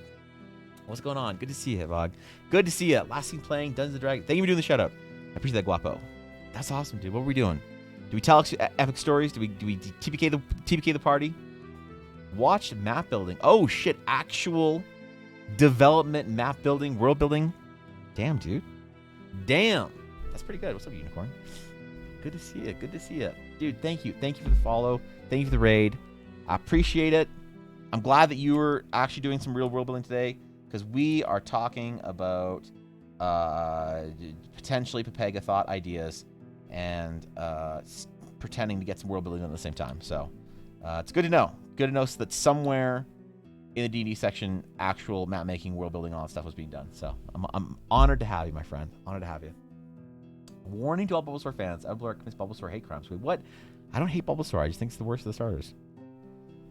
Not because I actually do, just because it's funny. Unicorn Puff is a troll. Be careful, mate. Unicorn Puff seems nothing but just a scholar, a correct opinioned D&D player, Twitch enjoyer, but also you might be right. We gotta be careful, okay? Hey, chat. We're building our homebrew island and build the map. What? Damn, dude. We actually did you actually build it all the way today? That's actually a lot of work. Holy shit. $19.99 you can get the Spoon Sword DLC. What do you mean, dude? We're not microtransacting our players for this magic weapon, okay? That's next month's reward. Come on, dude. Yeah, what do you mean, microtransactions, my ass? Thank you, Miss Brent, for the 100 bits. I appreciate that. I appreciate that, Miss Brent. Well, we are attempting today to make a magic weapon, okay? We're attempting to make a magic weapon for the guild as an offering that is referencing and representative of the Astral Sages. The Astral Sages are a new class that I'm developing for my homebrew setting. And we're going to try and make a weapon, a giant longsword of Astral Sage magic. We're going to see if we can do that, okay? And then make rules for it. We were just talking about what kind of rules to make for it. Whether we want to have it open space dimension tears or do bonus astral damage or something. We're not quite sure. But we'll get there, and it'll be pog. Whatever we land on, I'm sure it'll be good. Generally, these ideas usually turn out pretty good. So we're gonna see where it takes us. We got to design the visual style for it first, and then we ruin it with dumb mechanics nobody asked for and overpowered on-use effects that DMs are not going to let their players have. So that's my day.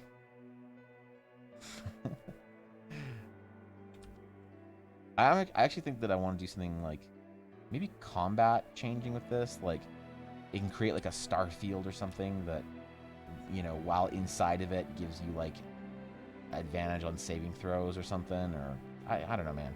I want to do something cool. I want whatever this weapon's mechanical ability is going to be, it needs to be visually really cool. It needs to be visually striking and interesting and something that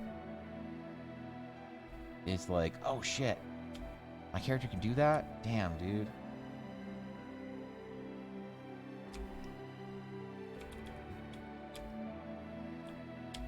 Maybe the visuals of what happens when you use a magic weapon aren't the most important thing to most players, but I am an artist, so my priorities are different. Plus 3 spoons for not doing a magic spoon sword. God damn it. Okay, maybe. Okay, maybe.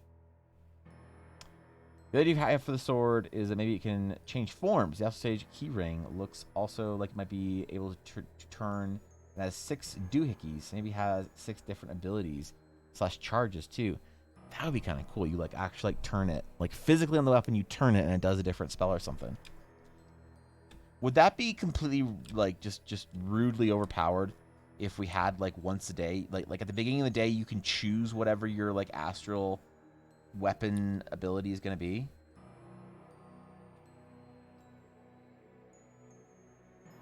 Because that feels like it might be overpowered, but also good.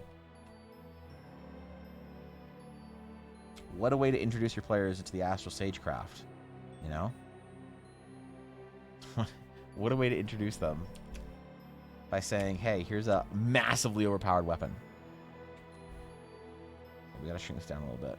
We gotta make this whole thing fit on this one page, and then we're gonna shrink down the art a little bit more. We have to make the line work on the edges a little bit larger than normal. Just because we're gonna shrink it down some more. So we gotta be careful. Okay. Line up our new guide here. Perfect.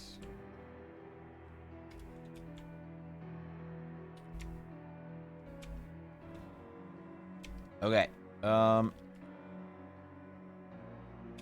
Thinking I want something fairly thin. It's a bit thick. So everything about the Astral Sages culturally is very much it's very elegant. It's very opulent and overly designed in a lot of ways. It's supposed to be very elegant and slender and thin and whatever.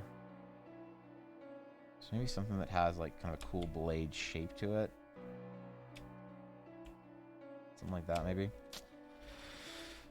I see chaos. You see chaos. Good. Good. I saw the added bonus. The Astral Sages don't have to be restricted to a longsword. Ooh. Well, this is a weapon for everybody. This isn't just a weapon for Astral Sages. This is a weapon for all. This is like a Astral Sage light. It's the aesthetics of having an Astral Sage experience. It's like picking up a fell weapon, you know, as a fighter or a rogue or whatever.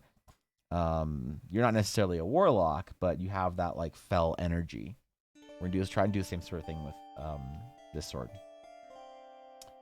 Like one of those multicolored pens. Yeah, just you just click it a different way and then you get a different spell. Yeah, does every Astral Sage get one? I don't think so. Yeah, I don't think every Astral Sage even has a sword, really. Yeah, like this isn't a yeah. So this isn't a sword for sages. This is a sword of astral like power. So anyone can have a little bit of a taste of like that kind of Astral Sagey like feel or vibe in their class. But yeah, I don't think that in general Astral Sages have to have swords. I honestly don't think Rose is even proficient with her sword. Rosa has her sword so Rosa, the sage that we designed, is an example of a ridiculously wealthy Astral Sage. All right. Yeah, Alana, Pega is with a capital P. What's going on, Alana? What's going on? How you doing? I enjoyed myself last night hanging out in your stream. For those of you who don't know, I've been watching expert streamer Alachan play Elden Ring, so I don't have to. So, recently. I've been chilling her chat off in the evenings. Rod of Lordly Might. Funny item. Wait, what? Is it like the movable rod? I thought you had to choose between offense, defense class each day, attack, support. That's what I'm still thinking about. That's what I'm kind of still thinking. We could do a similar thing, honestly, with this sword. We could have it choose with like you could like sort of have to align to one of two, like maybe a more offensive or a defensive option for the sword. That's what we're thinking. It's amazing you have the skills there, man. Love seeing great art. My dad's an artist, dude. That's awesome. I appreciate that. Thank you. You flatter me, my friend. You flatter me. It depends more on the abilities you give it than being able to choose between abilities. I'm also not sure if the abilities should be standardized for Astral Sages, like this is a mass-produced thing, or if it's different for each sage and stronger for the Arch Sages. Yeah, so if we're gonna take abilities referencing sages, then yeah, maybe. But I just want this to have like a little bit of a taste of like Astral Sage craft without being a weapon for Astral Sages, you know? Damn it, Victus. You gotta figure a way to automate a bot for your meetings, just like an AI Victus. Good luck. Good luck. What's everyone's favorite warlock? Undead? I don't know, man. I like lots of different warlocks. I think they're underused. You know? I think they're underused. Okay.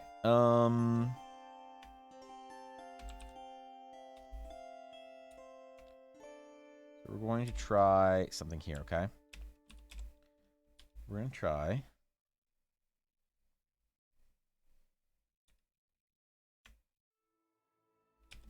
making the blade that gets thinner towards the end.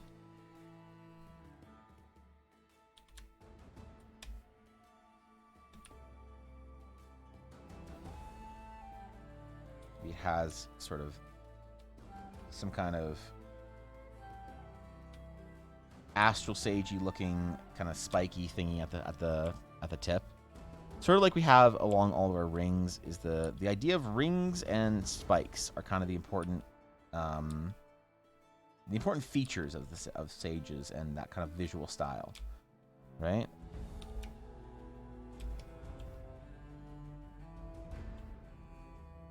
I like that shape. I like it. I like the sort of elegant thinning blade comes to a point, that kind of thing. It works sometimes. Me too, Victus. But only sometimes. Good luck in that meeting, though, my friend. I always forget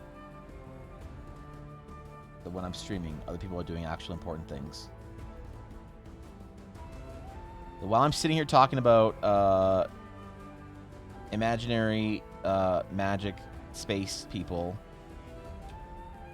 the other people actually have important things in their life that they have to deal with.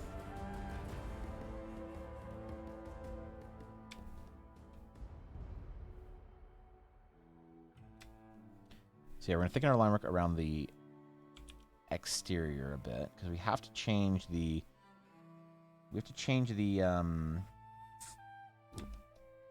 format around a bit for the magic item cards to work as an actual physical card that you can hold in your hands.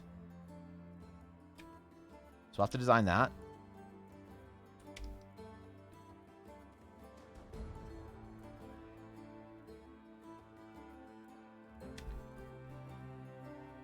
Now I'm thinking we give the blade sort of just like a kind of a cool, like if you think of like astral powers, I think I want to go with a lot of blues, a lot of those sort of like radiant kind of starlight colors, moonlight. There's a lot of sort of classic color palettes we can choose from that evoke feelings of mysterious, universe, magic, powery, whatever kind of stuff. And we'll see if we can reference some of that, maybe utilize existing ideas for what makes things spacey and shit. Definitely a lot of our Astral Sage colors are going to be very very dark with like bright highlights of color. So we could try that with this weapon, but I kind of want to do this Astral Sage, sort of the introductory Astral Sage stuff, is like very blue and silver. I want to go with those kind of colors, so. Like rings going up the blade, like rings, like the different sort of runes, rings and spikes, like elegant Hot Topic accessories. Yes, like you walked into Hot Topic when you were 15, and you're like, I'm gonna do that for the rest of my life. That's what I'm gonna do. You found your way into a Hot Topic as a young teenager. You got your ears pierced. You wore a band tee that one time because that one girl in school liked that band, and so you went to Hot Topic to see if they had that band tee, but of course they didn't because, you know, that'd be too easy. But then you found one in the back of the store, so you wore that band tee to school to impress that girl, but then, you know, it didn't work out. So now you had a band tee from Hot Topic and, like, a spike bracelet, and you're like, bro, why do I even own this? And your friend's like, you fucking sell out. Was that specific? Perhaps. Don't worry about it. It isn't a unique item. It is a limited edition item. I'm just thinking if multiple people will touch... Wait. If multiple people with this sword touch blades, the stones in the hilt glow. If all the stones glow, something is unlocked. Oh, shit. So now we're getting some Highlander shit. Yeah, I honestly hadn't thought about that too much until recently, but what does combat among Astral Sages look like? What does combat between them look like? And not against other things, but combat against each other.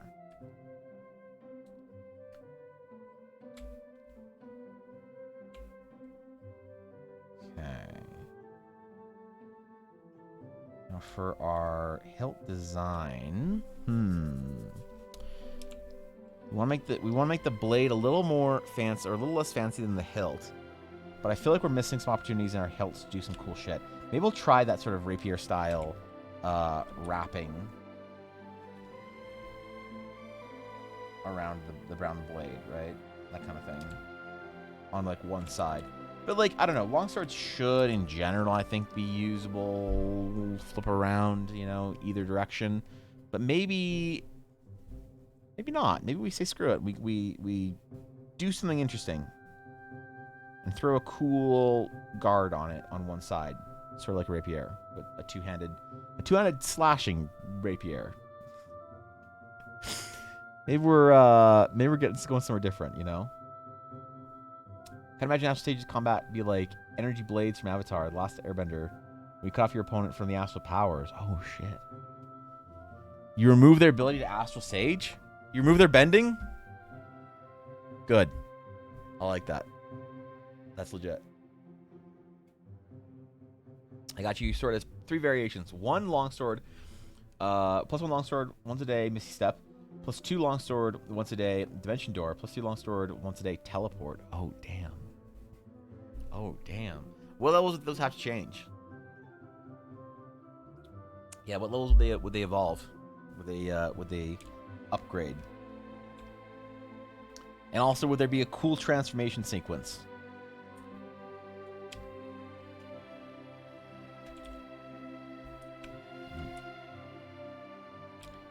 Okay, we need to do a lot of these sort of like elegant runes type engravings. So we're gonna etch in a lot of the Astral Sage sort of style. We built our visual guide for Astral Sages. We're gonna do some of those etchings in here to reinforce that. We want these sort of shapes and markings to be associated with our Astral Sages.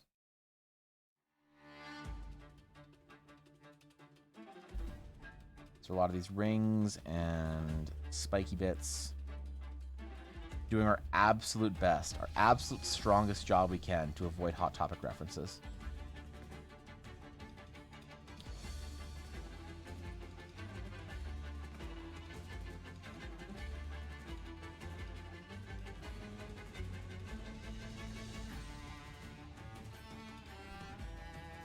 Okay.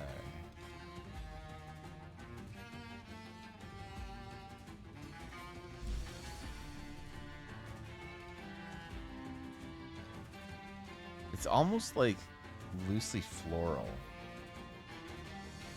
in a way. That's like where it kind of, I don't know. It's kind of like random and chaotic, but also like very like kind of organized and neat on like a larger level. But inside of it, the designs are very.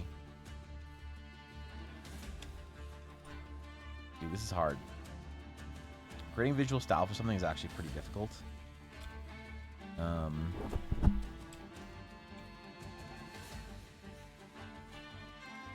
That's why I'm like always eager to not necessarily commit to something as being like part of the official Astral Sage visual style, except for a couple things. There's a couple shapes that we've committed to, like our runes, our rings, our astral atlases. Those sort of shapes and styles are very much, yeah, those shapes and styles are very much common, and I'm kind of okay with that because it always sort of evokes the same kind of, what it does is it helps build consistency and recognizability among the stages and Eldari sort of things, but it also removes its use in a lot of ways from other places in the world. Which is like good and bad. It's just a challenge. It's not inherently good or inherently bad. It's just a challenge that we have in front of us now. Every time we use this sort of shape language, it's always going to sort of be referenced back to our sages. If we're thinking about this project on a much greater level, right? If we're thinking about this project as not just like sort of something that we're doing for fun, kind of on a Friday because D&D, but something that we're doing for like a long-term project, you know?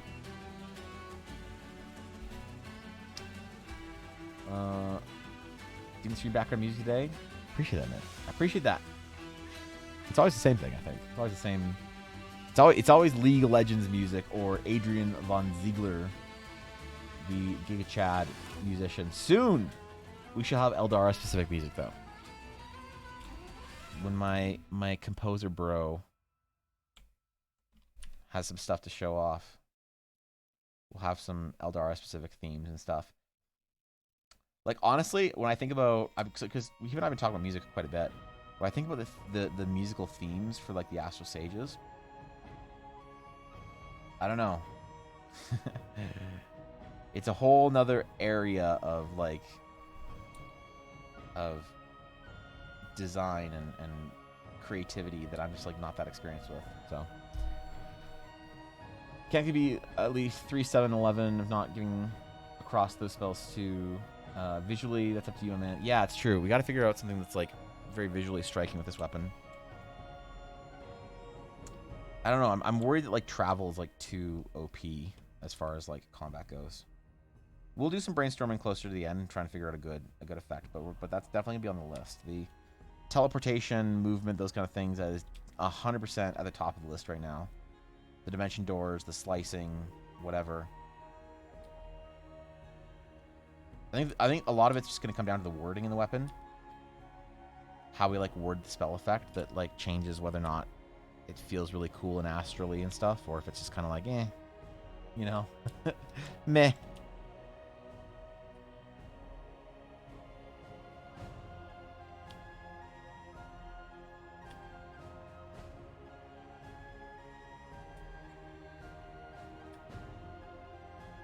Okay. I don't want this to be a crazy weapon, so I don't want to do too much design work on it. I don't mind it how it is right now, but I kind of want to just try out that like kind of guard type thing. That sort of thing on it, you know? They could have a little Eldara, you know, Eldara and Opal gem or something in it at the end. Be connected to the bottom.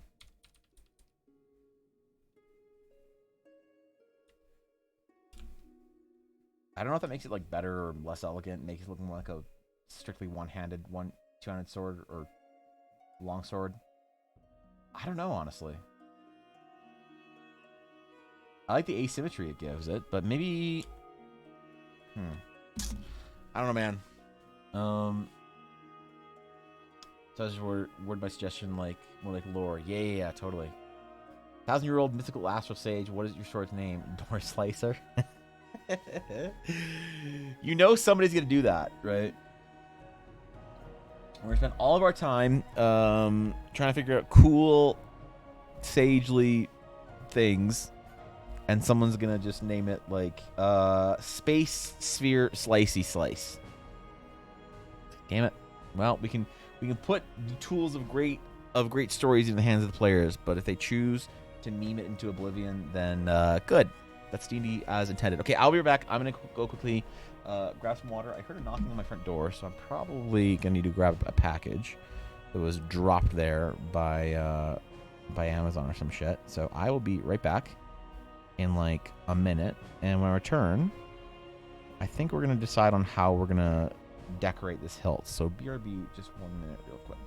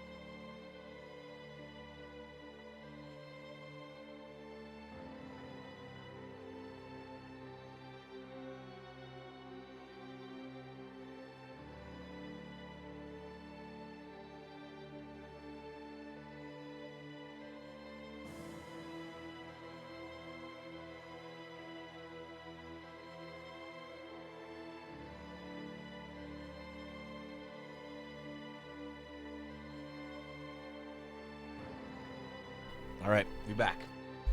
We have returned. It is time. It is time.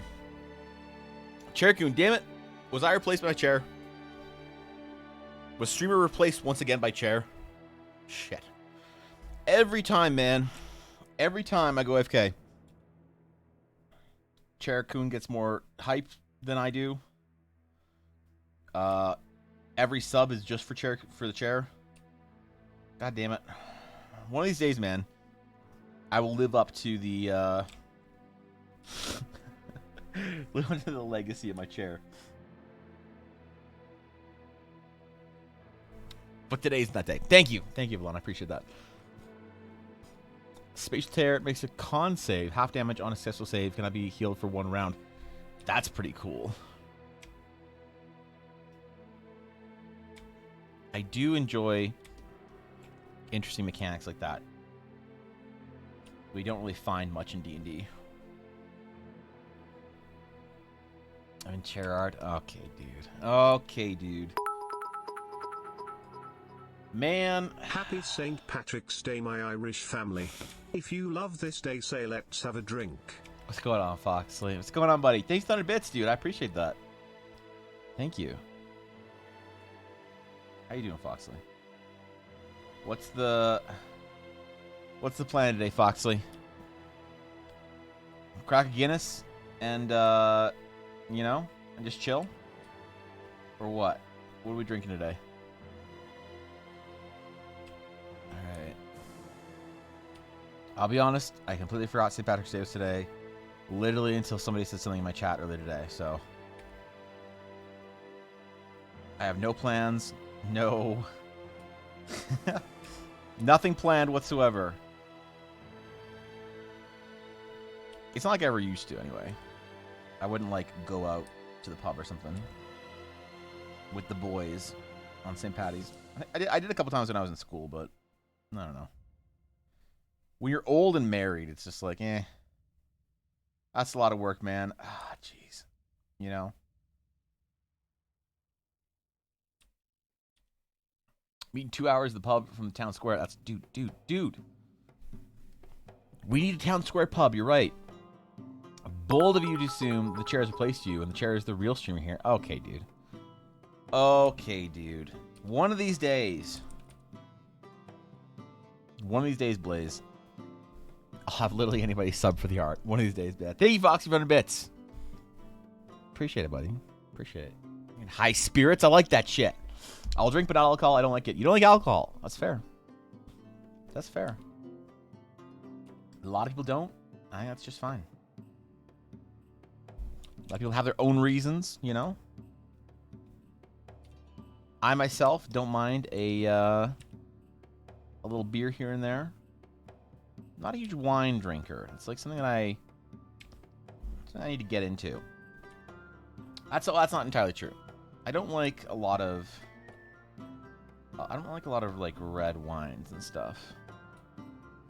But I really do love. I went on a journey a couple years ago to sort of like investigate and identify and be able to sort of like taste the differences between different champagnes. So I do really enjoy champagne, but as far as like traditional red wine kind of thing goes, depends on what I'm having it with. A good strong, bold red wine with a good steak or something, but just on its own, not a big wine drinker. Beer depends on it. My game's more in like the whiskeys and spirits. That's the stuff that I love.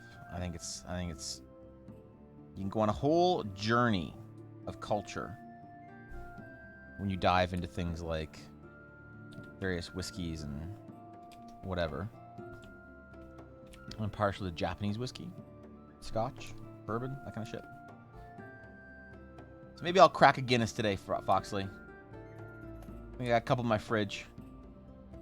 Crack a Guinness. Think of my dad while I'm drinking it. Actually, probably just invite him over. He was the one that introduced me to Guinness when I was but a wee pup. Brand new in the world of beer and whatever else. when I was around 18, 19. All right. Do we like or hate this? I think I don't mind it. I don't mind it. It needs to change a little bit. It needs to smooth out. But if we're talking just general shape vibes, I'm not sure how much I love it, to be honest. Maybe I'll just like leave it there for a bit and see what's up. You know? Irish cream coffee. Heresy. Foxley. It's fine. To each their own. Some people don't like it. It's all good. We started an adventure party. Saw something about meeting at the pub. Damn it. All right. All right, guys. Everybody roll characters up. Cat's starting an adventuring party. Everybody get your character sheets out. I'll send you guys on a quest. I know what the party comp is. Nobody get too attached to their character, though, because I will wipe you guys at some point in time. I will wipe the party. Full TPK, total party enjoyment. Don't think I won't.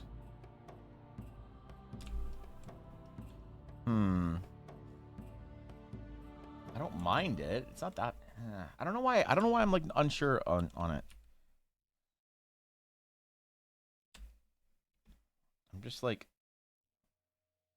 cautious about the extra guard here with the gem at the end. Maybe we put spikes on it. Maybe that's what we need. Hold on. I have an idea.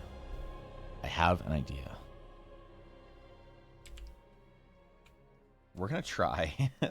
We're going to try this, but with spikes. Okay? Yes, Thorkin, I did. Thank you. Thank you, buddy. Champagne's disgusting. What? Really? I love it, dude. I love it. Champagne's great in orange juice? Nah, man. I love champagne. For the longest time, I didn't understand it, and then I, like, went deep on it. I, like, bought a couple bottles, because the problem is it's, like, hard to, like, get into it, right? And, like, understand the differences and stuff like that when you, when it's, like, too expensive to buy, like, you know, a bottle or whatever. One bottle is fine, but unlike a whiskey where you, like, you know, collect a couple bottles over a couple months, champagne, you spend $40 on a bottle, and it's like, well, that's your budget for the month, you know? And you got it one time. But I dug into it a couple summers ago with Ella. Because I always had an affinity, and I was like, do I actually like this stuff? I'm not sure. And, yeah. Usually for, like, special occasions or, whatever. Ella and I'll pick up a bottle of Moet or something. Just crack a bottle of Moet and, enjoy the evening. Pop that thing in the fridge. It's good the next day as well, you know? Nah, dude. I love it. It's great. Scrambled eggs on toast is the best special occasion breakfast, in my opinion. That's pretty good. That's pretty good. Not gonna lie. You blue cheese, I give you the champagne. Deal. All right. I don't mind blue cheese. I don't mind it. It's all good. All right, Thorkin. It's all yours, okay? It is all yours, my friend. Wine is a very difficult thing to grow an affinity for just because it's so hard to begin to study the differences because it's so expensive. It's like really rough. It's like really tough to buy a bottle, you know, and buy multiple bottles close enough to each other that you can tell the differences, right?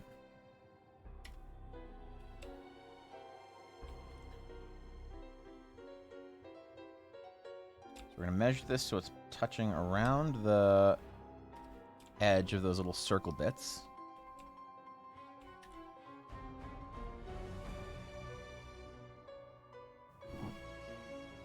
Around there. Do maybe 5 on this thing. 5 little spiky nubbies. We'll see if it's good or if it's kind of a weird...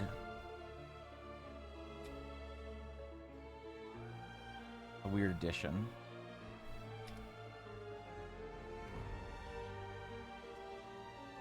merge all those down. Erase at the center here, and we'll see if we like it. So we also could do more of a circular type thing, right? You know how we have our circle spikes, whatever? We could try that too. I just want to try different shit on this. Like, we have more time to experiment. I keep comparing this to, like, how it's different for Fridays, but it's it's literally the point, is that it's a item we can spend a lot more time on. Okay. Do we hate this? Or does it kind of offer a cool little aesthetic choice here? I think it's kind of neat. I'll be honest. I think it's kind of neat. I don't mind it. One thing. Moonshine. Yeah, okay, dude. The problem is that it's an expensive hobby to get into leisurely, since you cannot close bottle when you open it. Yeah, that's the issue. There's been steal in history of deals, is it? Nice. Sick. Okay. Going trial and error with wine gets expensive real quick. True. I don't mess around with it a lot. I'd like to learn more, but who has time to drink wine when you are a born Cheetos dust covered Mountain Dew chugging gremlin?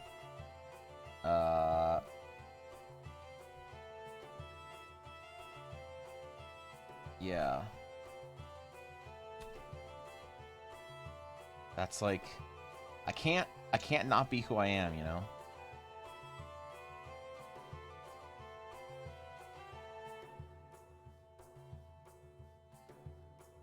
And I'm not doing a very good job of it either. Like, I'm not Cheetos dust covered enough. I don't chug enough Mountain Dew while playing D&D. That's the only way I'm ever gonna make interesting D&D content, is if I truly become one with my destiny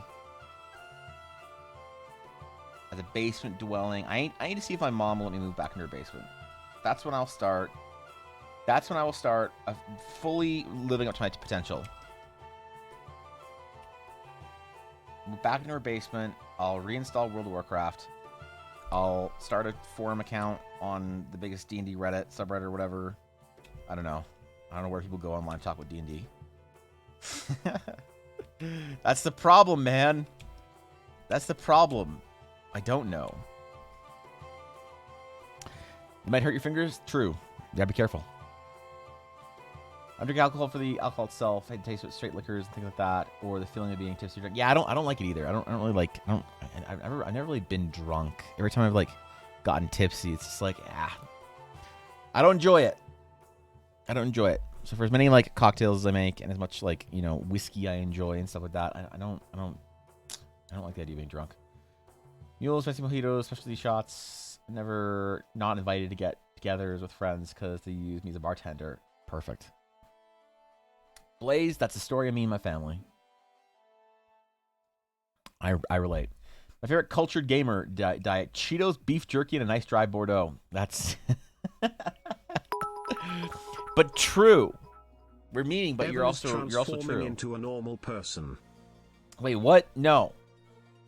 Say it isn't so, Foxley. Say it isn't so, my friend. Please. Don't let me transform into a normal person. Don't let me like turn into a normie. A wine drinking, news watching. I don't know, what do normal people do? Like, honestly, what do normal people do? Cause like, I had this conversation with my friend, and he just had a kid, right? And I was like, so what are you doing now? Like, I don't see you playing video games. He's like, yeah, I don't play video games much anymore. I'm like, so what do you do, man? And he's like, well, you know, I curse you to be a normal person. Jesus. What the fuck? Thanks, Foxy, I think. But he was like, I was like, so what are you doing now? You're not playing video games? He's like, like I get home from work, and we take care of the kid for a while, and then we put her down at like, you know, she goes to bed at like 8, and then, you know, me and wife stay up until like, you know, midnight or so and go to bed around then. And I was like, so what do you do for like 4 hours in the evening? He's like, you know, hang out. I'm like, well, you're not playing games or anything, so what do you do? And he's like, well, we just like sit on the couch and just like watch TV. Like, what do you watch? And he's like, well, you know, wife is really into the Bachelor, Bachelorette. I'm like, okay. What else? He's like, sometimes there's like a cool thing on, you know, like a new series that comes out, like Stranger Things or whatever. I'm like, uh-huh. You do that every night? He's like, yeah. What do you do on the weekends? I don't know. Go for a walk, play with the kid, hang out with the wife. Like, I can't envision this life, dude. I can't envision this life, and I'm the crazy one. Because another one of our friends does not have a kid, is also a normal person, stopped playing video games. Right? And I was like, what do you do? He's like, well, I hang out with my girlfriend, and we just, like, you know, hang out in the evenings. And I was like, what do you do? He's like, well, we, like, you know, we like, sit, you know, we watch stuff on TV, and we hang out. And I was like, what do you do while you're watching TV? You just watch it? He's like, no, man, we, like, sit on our phones and, like, scroll Twitter and stuff like that. I'm like, this is the worst existence! I can't imagine this. I can't imagine this, dude. Oh, God, it's awful. It makes my skin crawl, man. The idea of just getting home from work and sitting. And you sit and wait for the next day to start. It's not like, oh, yeah, man, hop into our new raid. Or, like, you know, got my D&D game or whatever. It's just like, you just exist. It's scary, man. I'm telling you. All right. I think this looks good. I don't know, dude. I've never not been into our, like, weird genre hobbies and shit, so. Thank you. Wait. Let me say, try to get this right. Arniz Demand. I hope I got that right. I probably didn't. I apologize in advance. Thank you for the follow. I appreciate it. This is beautiful. Thank you. I'm glad you like it. We're doing some weapon design today, so yeah. Hopefully we make it look astral and spacey and sagey when we actually start painting it out. So I don't know. That's the goal. But thank you. I appreciate it. We lose their identity after their 20s. It's true. It's true. Meanwhile, I'm still watching like Lucky Star and shit. I have spent less time watching new anime, I will say, though. So. Second season of Love is Blind is iconic. But it's not the only thing I do. Wait. Oh, okay. People making fun of gamers for wasting time, but a lot of normal couples just watch stuff like Love is Blind or Survivor every weeknight. Until they pass out. Yeah. Yeah. I just, like, I can't imagine. I can't imagine just, like, sitting and waiting. I can't imagine sitting and waiting. Right? It's horrible. It sounds awful. Okay, let's select this out. Now we have the basic design. We're not going to anything crazy today, okay? We're not going to anything crazy. Let's select it out and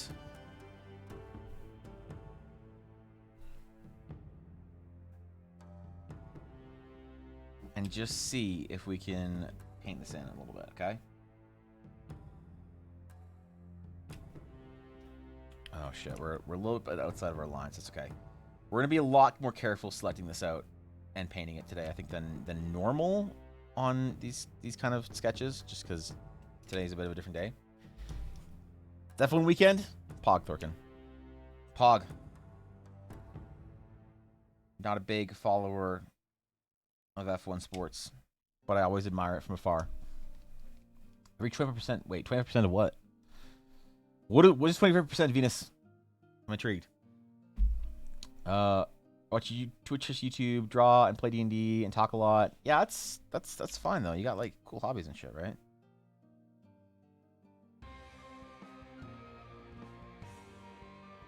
Yeah, Kat, I did uninstall a while. I uninstalled Warcraft, most games actually. Right now, it's important. I think that like people who make games need to play games, right? So it's important not to lose that. But with that said, Kat, I just haven't been playing as many MMOs and stuff and games and whatnot in general recently. I've been spending most of my time working, burning my shit out, but that's okay. I'm in a burn period right now. I'm trying to go really hard and do as much work as I can, and you know, not take much of any time off. And I will at some point in time. And I do also play Final Fantasy here and there, which is kind of nice. But Warcraft just didn't really have anything interesting going on, and I was really enjoying Final Fantasy, so I was like, you know what, screw it. I'll uninstall my Blizzard launcher, my Battle.net stuff, and, you know, probably reinstall it when patch 9.2 comes out, which it already did, and I haven't. But I might soon, I don't know, hopefully. I really wanted to play through Mass Effect Andromeda recently, again. Because I didn't give it a fair shake when it first came out. I played through it, I did a really rushed sort of version, story kind of thing. I was waiting for, like, I was going to play through the, like, the full, like, I was going to play through it slow when all the, like, extra DLC stuff came out. But it never did. And so I, like, missed a lot of the game. And I am a Mass Effect fan. And so I was thinking about just, like, going through that and playing through it now. Maybe seeing if Ella wanted to play through a story on her own as well, so we could do a little bit of multiplayer. But she's been very focused on dice. She's, like, working on her dice, like, basically all waking hours of the day. I, like, kind of miss hanging out with her, to be honest. But it's good. She's doing something that's important to her, so. We're both in a burn phase right now. That's okay. Yeah, what do you do if you don't have, like, cool hobbies and shit? You just, like, sit around? Installed BNet on a new PC. It feels weird, man. Yeah, it's weird, dude. What are you doing? Not having battle.net on your PC? Dude, I miss Heroes of the Storm so bad. I love that game. League's fun, but like Heroes was like great, I thought. I was one of the few people I've never been in the popular opinion of MOBAs. I always liked Heroes of New Earth. That's when I played the most, probably. And then League came out, and I tried it, and I was like, eh. And then Dota 2 came out, and I tried it, and it was cool for a while, but the problem with playing Dota 2 is you kind of have to make that, like, that's a long activity, playing a Dota 2 game. You could be there for a while. And I'm not a big fan of that. So for League, the only League mode that I play is Aram. I just play mid-wars all day. I have no desire whatsoever to play an hour-long game of League or Dota. And so that's one of the reasons why I liked Heroes of the Storm so much, because it felt like a full game, but it was like pretty quick. You could do a Heroes match with like really cool, unique heroes that were like pretty imbalanced, but who cares? They were really fun. And of course, it had that, like, all that Blizzard balance and polish or aesthetic and polish that was like, really nice. But then they killed it. And I literally, when they announced, because one of my friends was working on Heroes of the Storm when they announced that they were killing it. And so my first thought was, oh God, what is he doing for a job? But she just like got transferred to a different team that he's like way happier on. So it's actually pretty good. But I just, like, when they announced that they were killing the game, I, like, literally never played, like, I literally haven't played another match since then. I don't know why. There's just something that happens in my head where it's like, well, okay, if they aren't going to, like, support the game anymore, like, I have almost no desire to play it anymore. It's, like, super weird, because, you know, I played, like, Diablo and stuff after the fact. I try Me about a year ago, and gave it a fair shot. It was, oh, Mass Effect Drop. Jesus, God, okay, all right, I'm caught up. I was like, what were we talking about? Oh, yeah, Mass Effect. Okay. Yeah, Mass Effect Andromeda was good. I think it was fun. I didn't hate it as much as a lot of people did. It obviously wasn't like, you know, Mass Effect 3 or whatever, but like it's a fun little space adventure, like, you know, it's a good time. I like being in the world. I like walking around the ship and doing shit. It's fun being there. I went slaughtering hobbyless normies. I just don't get it, dude. I just don't get it. Like, I can't imagine, like, not having a hobby or something that you, like, do. Like, I'm just surprised the amount of my friends that just, like, sit at home and, like, watch TV and hang out on social media. And, like, I really try and limit the amount of time that I spend on social media. I really, really do. Like, I hardly follow anybody on Instagram. My Twitter presence, you never see me, like, liking and retweeting shit, because I'm never on Twitter. I sometimes scroll through it once in a while just to see like what's going on, very briefly. But I honestly, I personally view social media as like a very dangerous tool. You know, that I try and go there to see the curated things that I want to see, right? I want to keep up with like artists and people and streamers and whatever and see what's going on with them. But as soon as I feel like the platform, like once I scroll past the point on Instagram where it's like things you follow and now it's like Instagram trying to show you things you like, I'm like, okay, we're done. Right? I have no idea what the YouTube recommended page fucking looks like, basically, because anytime I'm on YouTube, I'm like, if I don't go here with an intent, I will stay here for an hour. Right? And I used to think I was like really weak for that. Like, oh man, I'm such a pathetic piece of shit. I'm always like getting stuck in the rabbit holes and whatever and stuck on social media. But like, I think if you like have some respect for like how good they are at that kind of game, social media, then it's like, it's a lot easier to be less hard on yourself with that kind of stuff. But for me personally, I have the type of personality where if I get on social media and I don't regulate that time, I will lose. I will vanish hours. So when I hear friends say that that's like their main activity, they're like, oh yeah, I go like on Instagram and hang out and like, you know, whatever. It's like, damn, dude. Damn, bro. I couldn't do that, you know? You know? Here's Storm's definitely fun. I enjoyed Smite for a while too. Never tried Smite. I only know it based on like Mizkif memes and stuff, so. Only one hobby. My ADHD brain struggles with just one. And yeah, I can't sit and watch TV or other video games without doing something else. That's honestly why I'm not a big console gamer. Right, like the last two times I really enjoyed sitting at my console were when Ella and I were playing through Persona 5 again. And when the new version came out, whatever, it was Royale or whatever. And then when I decided to finally give Nier a shot, Nier Automata. And I've had the itch recently to go and return back to my downstairs area for a while. Because Ella spends most of her time downstairs, because that's where her work desk is for her dice. And so I miss hanging out with her, so I gotta find something to do downstairs at our living room console type thing. So we can hang out more, you know. And yeah, playing Nier was great. I have an itch to go through and play through the rest of the playthroughs of Nier. Like, I think ultimately, fundamentally, it's kind of bad design in a lot of ways to make you play through the same levels. I like the idea of Nier Automata that you're like, oh, you like kind of replay the same game. That's like part of the experience is like, it's a self-aware replaying. And you do it in different perspectives with different characters. I'm like, okay, that's kind of cool. And once I had that explained to me from, you know, chat that when you roll credits in Nier, the game is not done. I was like, okay, cool, I'll try it. I'll go through it at some point in time. But the experience is too fresh. Jumping in as 9S or whatever into the same level I'd like cleared through in Nier, it was like kind of underwhelming and kind of not fun.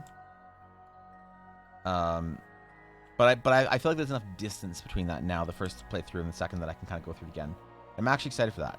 So I want to go through that. I want to go through and play Replicant after. I think I might sometimes have consoles, but yeah, the problem is I can't sit down and just like play a console game as easily. It's like kind of hard for me, you know. I want to have other things I can do at the same time. Like I like playing World of Warcraft and other games, MMOs and stuff, because you don't have to be like engaged in it the entire time. You can like alt tab and like look at shit on your other monitor or whatever. And it's like it's fine, you know. And I always like that.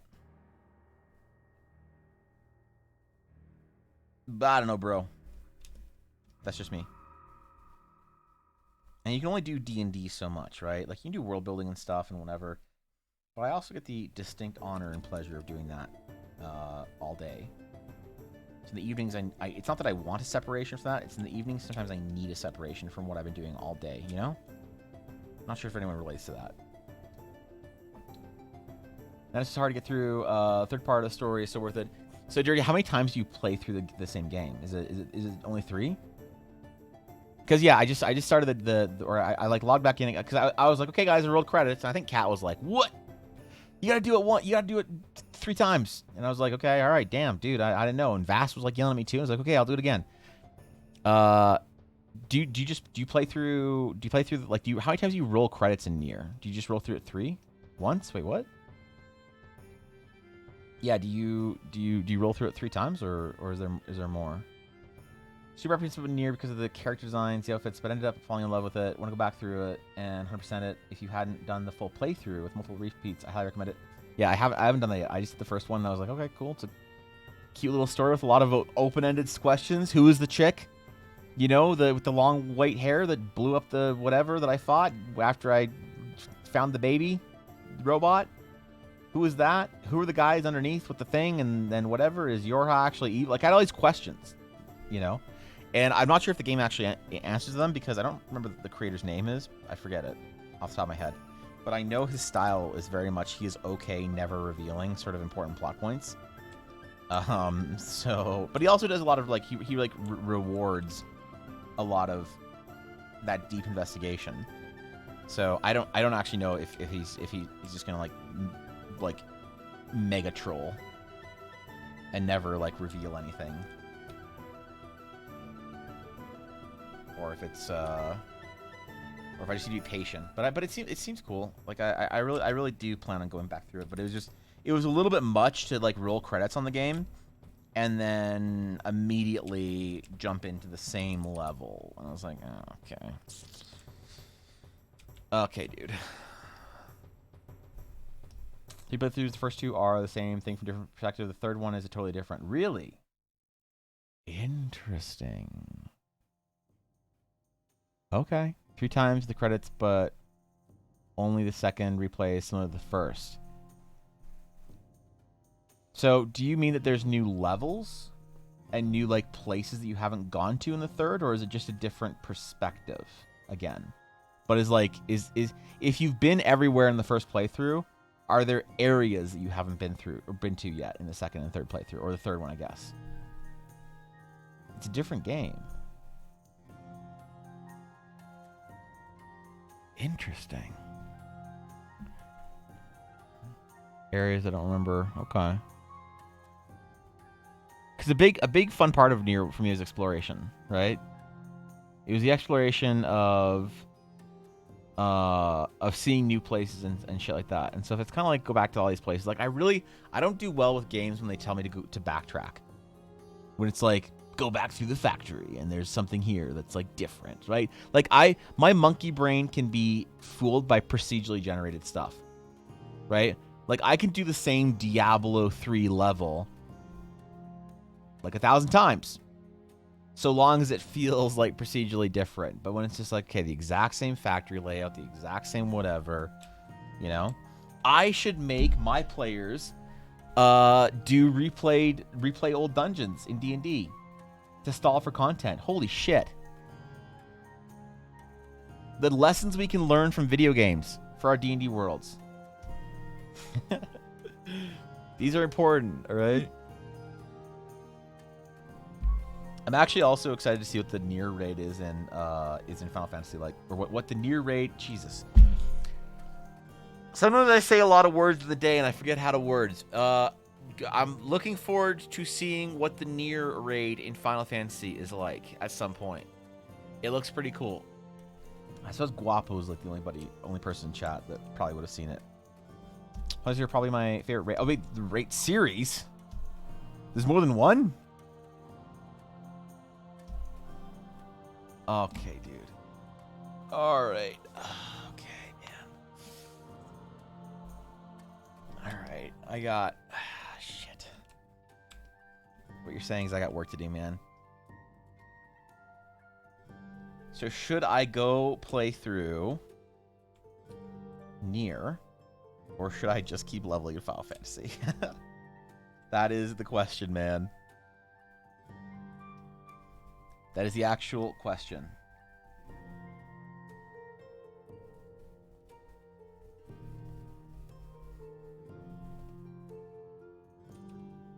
I should probably just play through Nier. But then is Replicant a new game, like with new areas and stuff? Because somebody was like, oh, if you didn't like... somebody told me, and they weren't like a super close friend, but like an acquaintance that I play games with. sometimes. They said, oh, if you didn't like the fact that you had to replay stuff in Automata, you don't want to play Replicant because it's the same thing as Automata. And I was like, it's not like new areas or anything. They said, nah, not really. So does Nier Replicant in the same map as Automata? Because that seems like that didn't seem right to me. And unless they released another game with that same map and whatever, but I should probably just play it for myself, you know? Can always reuse the world, just start in a new location. That's true. Of course, right, misprint. I got my answer. Wait, what? Thorkin, you got some Total War going on? Which one sounds like a job? Which one sounds fun? For playing through... Wait, what? For playing through the same stuff? You get through the 9S playthrough. The third one's absolutely worth it. Okay. So it was too much to do the first one, and then ask me to do the second one. I think that was too much of the game to ask of me. But if you say that the second and third one are different enough, then I will take that and I will go through it, and we will play. We'll play through Nier again. I'll let you guys know what I think.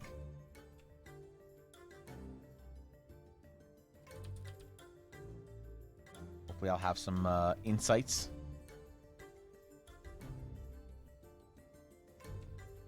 After all, the thing that honestly that inspired me to get back into it was the books that Cat got me. I saw it again and I was like, oh man, this stuff's really cool, dude. I want to play through this shit again. Cat's manipulation tactics by sending books to my P.O. box about cool shit worked. All right.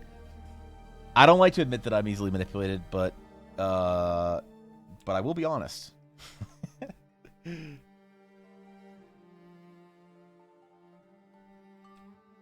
Dude, I got so many amazing books for Christmas from you guys this year. You guys were way too generous. It was upsetting. It was emotional. Okay. Totally different game, but person probably meant there's a lot of backtracking maybe. Oh, okay. Yeah. Here's another example I enjoy in which you get new story elements and hints with the same setting, like you always want to achieve by dropping hints with your 10 Eldara adventures. That's fair. That's fair. The players encountering different NPCs that know different things about the lore. Yeah, it seems cool. It seems that there's always something to explore, you know? Alright, painting leather. We're painting leather today now, apparently. Am I an expert in painting leather? Don't worry about it. Why would I have expertise in painting leather? Sounds like another don't worry about it.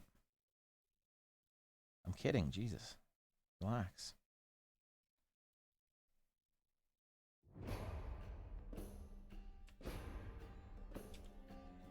And we'll do a little gold. Little bits of gold in there. Most of the Astral Sage stuff is going to be silver, but there are going to be little accents of gold. Small little bits here and there.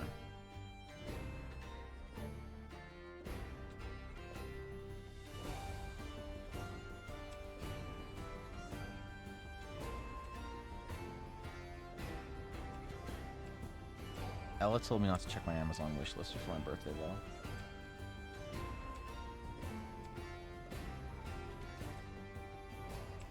She said that some people in the community have plans, and I need to apparently not think about that and basically forget about it. Which I don't know what she has planned, but I definitely or what you guys have planned, but I am planning on just streaming on my birthday, not doing anything special. So maybe Ella has some crazy shit though. Hashtag getting Evan leather books. Getting Evan leather books.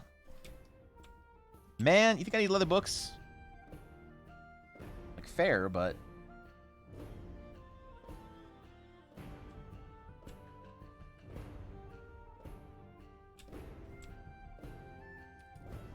I think we're gonna keep our line work though. Like, I don't know, because with the other style, we would keep our line work, but we'd also do like hatching and stuff on it. Maybe we should do that same kind of cross hatching on this, or maybe we should just paint it out. You know, paint it out as if I were painting out something like an actual painting. Not like some of those line work paintings that artists do. Gross, am I right? Oh man, I just found a new dead pixel on my tablet. Ah, man. Dude, that's tragic.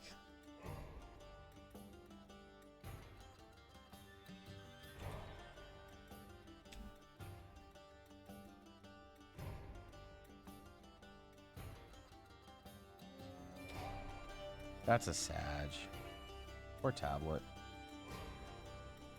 It's done the best it can.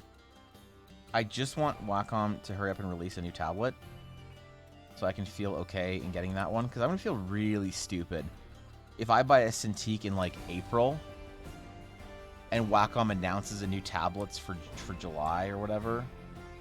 I'm going to feel real dumb, dude. Like real fucking stupid.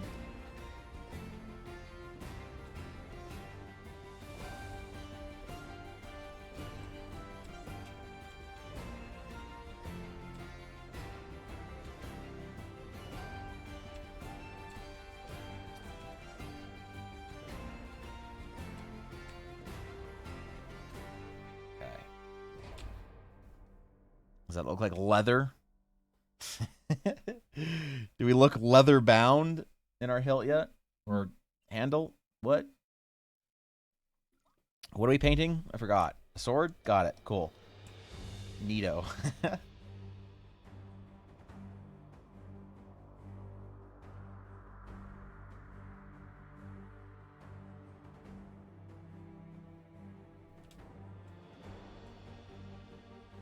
I want to do a little gold piece. How do we make the middle gem astrally? It said leather looks? Wait, what? What about leather looks? Oh, shit. What was the last tablet announcement? Do we have a pattern? So usually, Kat, they would announce a tablet at CES in January in Las Vegas. So there was no announcement this year for anything at all from Wacom, really. So one could say that they're not planning to announce one until next January, which means it wouldn't come out for about a year from now. But it's hard to say because any time a company does announcements and stuff based on in-person events, COVID kind of mucked that up for everybody. Yeah, COVID kind of ruined it. So we don't know, really. We don't have a good idea just yet if they're planning on doing something or if they're delaying it for some reason or whatever. But yeah, we don't really have any idea so far. So I don't know if it's worth really waiting, because also, like, I don't really know what they can do for... The main thing that they would do for the Cintiq line is reduce the bezel on the side, right? Because look at how here there's a large area of unusable tablet on the sides of my screen, right? Like this is about 3 inches or so bezel around the entire thing. This is one of the reasons why it's hard to justify moving to the 27-inch tablet, because this is a 24-inch tablet right here, or sorry, the 32-inch tablet. I mean, this is a 24-inch tablet. The 32-inch tablet workspace is probably a little bit larger than this tablet is, but then you also need all the space on the side for the bezel. So, I don't know, man. I don't know what they're gonna do. I don't know if they can really do anything. Like, there's not much they could do in as far as, like, you know, pressure sensitivity or touch or anything like that. That would be just like, whoa, crazy. Wacom, you're ridiculous. I can't believe you guys did this. You introduced this new feature, whatever. Like, the Cintiq's still pretty good. It seems like tablet sort of tech and upgrades right now is really just in the form of, like, cost reduction, size upgrading, that kind of stuff. So yeah, I don't even know if there's anything the new tablet could, or the new Cintiq could do that I'd be like, man, I can't believe I waited. But also, Ella makes a good point. She makes a good point about how having multiple tablets when digital art is literally my job is not necessarily a non-wise thing to do. And I think she's right. I think she might be right. So we might just buy it. We might just buy the new tablet, and because, you know, I'm starting to get a couple dead pixels and stuff here and there. I don't know what to do with this one, though, because this tablet, I'm still full screen. I'm so sorry, guys. Shit. There you go. I was just, like, looking down and painting, and just straight up still full screen. My bad. Yeah, I don't know what to do with this one, though. It's pretty large. I don't really want to store it, but it is a good idea to have an extra tablet if you're a digital artist, kind of. I always wanted to, like, give the tablet to another young artist that would use it and would need it. I did that with my last tablet. I sold it to somebody for, like, $500 or whatever to a student, and she was like, you know, it was like the best day of her life. Because the tablet still worked. I just said, like, hey, there's a couple dead pixels on it. And it's, like, pretty much fine, but especially if you're a student or you're learning or whatever, you don't need, like, if your tablet has a couple of dead pixels on it, a couple of little very small green specks, or like a scratch here or there, like the big scratches on the screen, which is about an inch long, I don't see it unless the screen is off. I literally, if I looked as hard as I could right now, I could not tell you where it is. But if you look at it with the screen off from a certain angle, yeah, you can see it. So it's not like this tablet's unusable, so maybe I just keep it as a backup or something. I don't know. That becomes edgy hardcore. Yeah, I go to the wolf pins and find the steampunk looks, and there we go. Maybe we can give it diamond lines. Ooh, kind of glowy. You said your description of Astro Magic that it needs focus lens like a diamond. So those focusing lenses are actually the circle, the rings and spikes, right? So these kind of temples, right? These kind of temples of these old. These floating runes that are all these kind of like rings with circles and spikies and stuff like that are actually kind of like a runic language that sort of has different like equations in the design of how it different rings and spike combinations sort of form different spell effects. They all have different kind of I don't have it fully written out or whatever, but the aesthetic is that these themselves are the things that channel. They're sort of like a yeah, these are the actual lenses. So we could put something like that as a design in the center, kind of like a diamond, like you said. It'd be kind of sick, actually. Not gonna lie.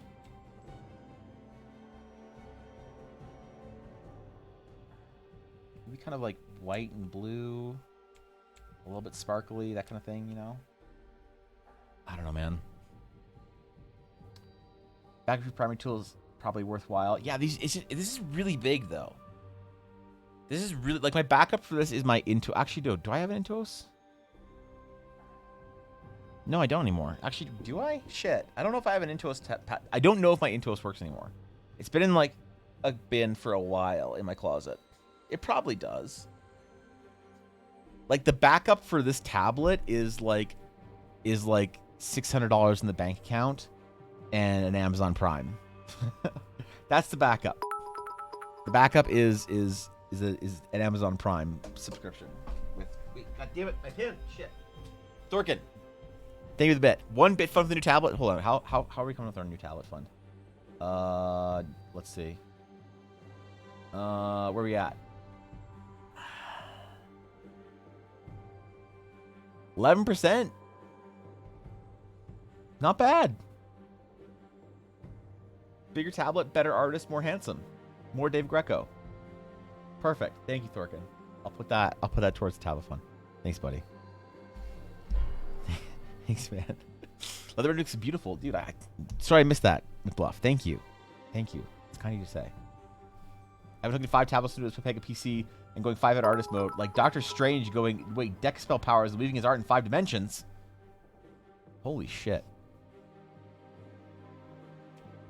It's time, Cat. It's time we achieve our destiny.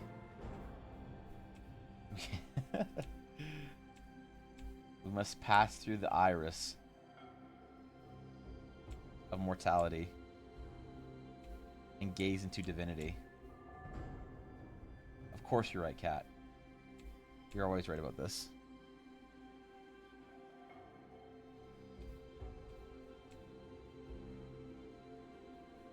Okay. We also design a magic item card of some variety.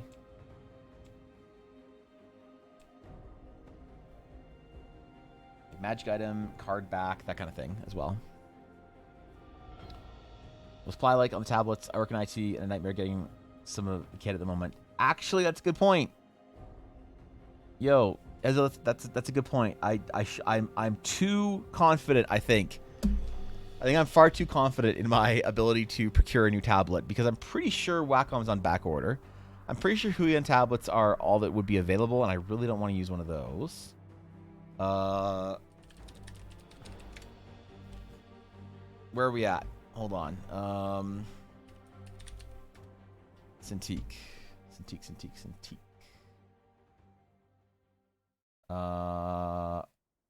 Okay. Where we got? Where we at here? They're on special order. So maybe? Should I battle drop a second one with a new tablet? A third? Dude, Thorkin. Now I can get the warranty. Thanks, bro. That's that right there. I appreciate that. Imagine not updating your filling tools after Chad's been trying to bully you into it. The problem is, Aduria, I am okay with that. I am okay with updating my failing tools. It's just a very expensive leap. Okay? And I had to buy a printer and some other things. This is the next stream expense. Actually, the most recent stream expense was the light. Because look at how nice it is. Look, light off. Ooh, kind of broody though. Actually, never mind. Hold on, I kind of like that. Maybe we should go back to this. Light on. Perfect. And a fourth perfection? Okay, dude. Okay. All right. The meme would have been sold if they were each in denominations of 4, Thorkin. But you know what? You're perfect the way you are. So don't worry about it. But yeah, so this is kind of the next thing I want to do. But this is a big one.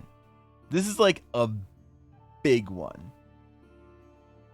So what Ella was thinking is that she would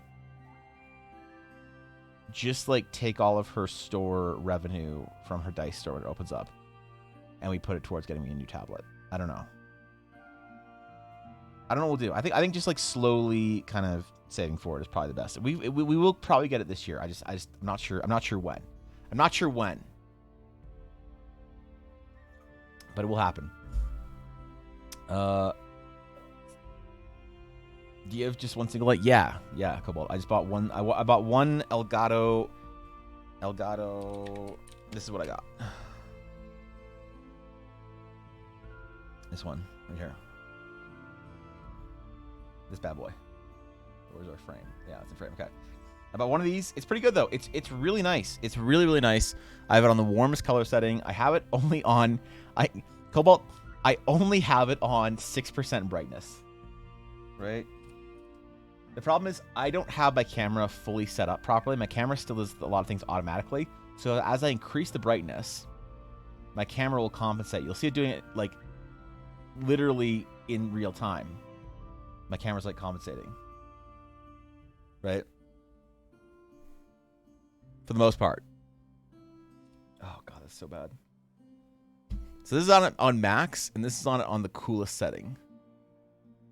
Which, again, my camera compensates for. But that's harder to look at than the warmest setting for me. But yeah, I have it down all the way down to around 8%, 6%, around there. Just because it evens out the foreground, you know, without. It's kind of broody, though. I don't mind this.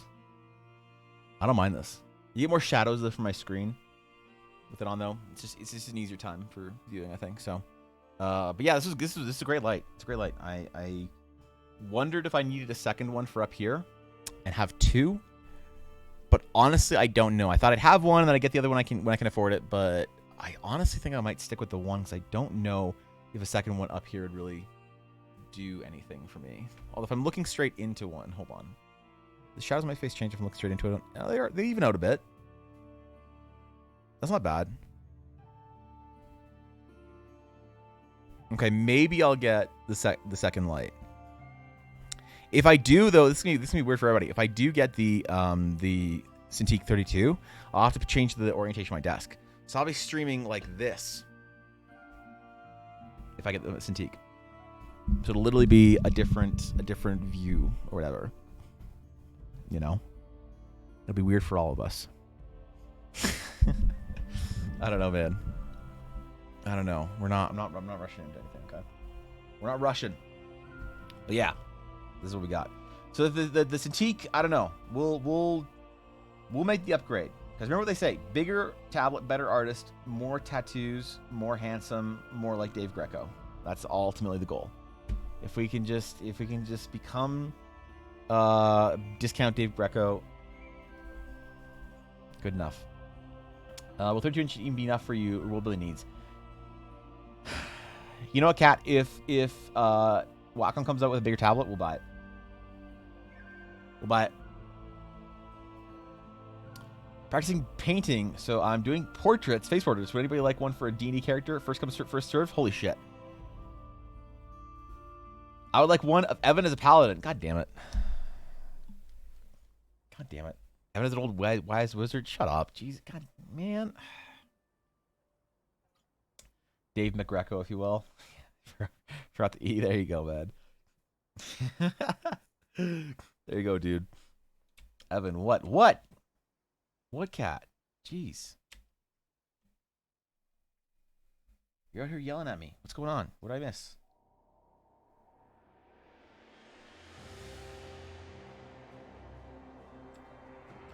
But yeah, Ella was thinking about how she was saying that we should just use all of the revenue from her store to fund the new tablet. That's an okay idea. It's an okay idea. Not a bad one anyway. I don't know.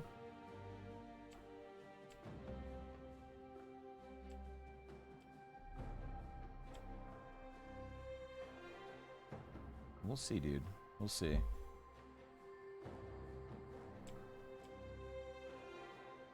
Okay, we need some shadows and stuff here, right? Some reflections. Pogging about you going bigger tablet is pogging. Oh! Oh, yeah, that's Faye's new about, isn't it? I actually have a emote very similar to that one, and now I'm a little bit worried because the character was brunette, and then I realized Faye's got her emotes now. So shit. I'm gonna have to check my emotes. I'm gonna actually, so we're actually close to dropping. I'm gonna drop like probably 3 or 4 emotes at once in the next like week or so, or week or two here. Depends on when I get finished with Patreon and everything, because I honestly I knew that one Patreon Pepega tier would take me a while to do, but I did not expect to get multiples, so I have that to do this month.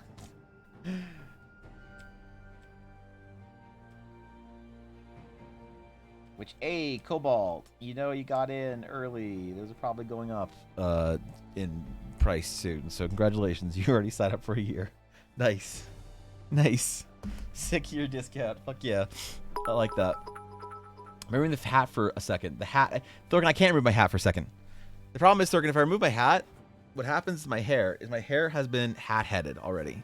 So normally my hair, all right, doesn't look as emo. Okay.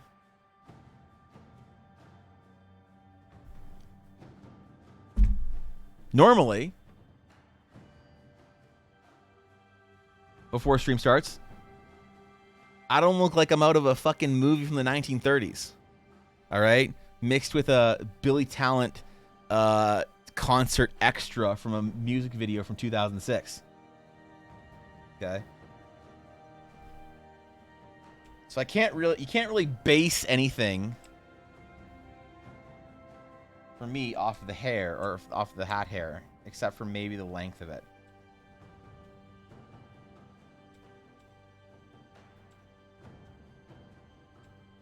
But yeah, my bangs usually like swoop down to the right side anyway. I don't know. I don't know, dude.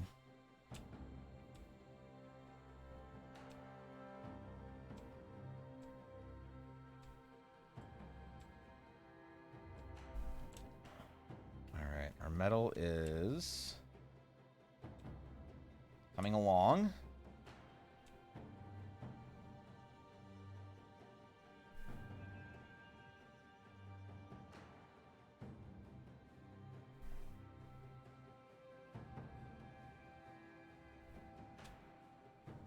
We're, of course, channeling our inner 100% brush capacity painters just for a moment.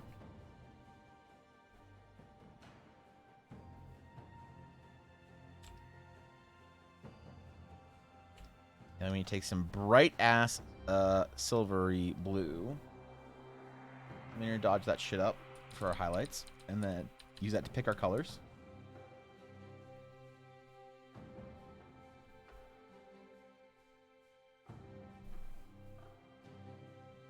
Of course, we'll lighten the entire thing up too.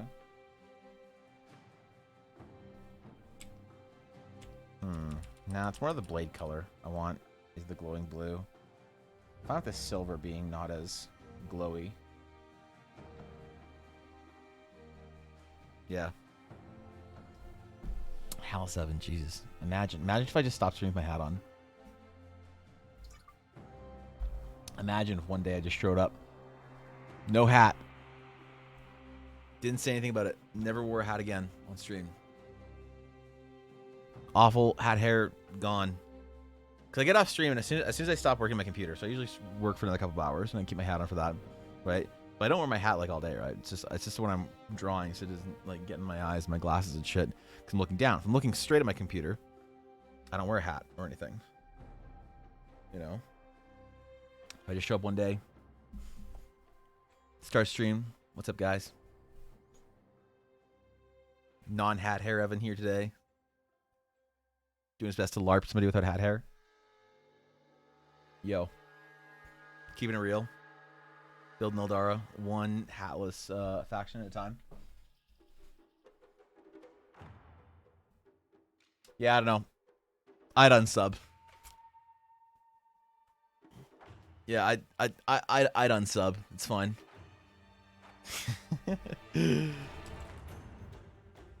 If I ever go to TwitchCon, do I have to wear a hat now? Like, if I ever go to, like, a streamer event or whatever, like EldaraCon, IRL, am I stuck? Do I have to wear a hat?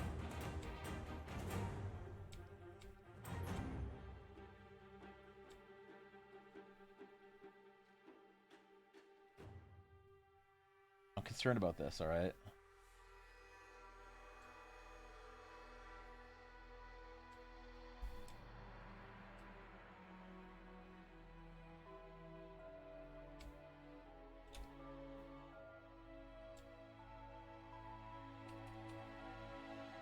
These are the things that keep me up at night.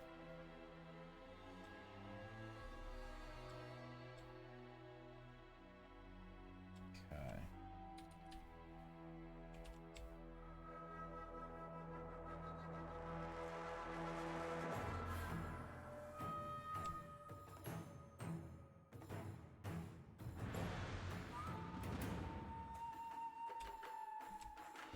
We gotta do our highlights, yo.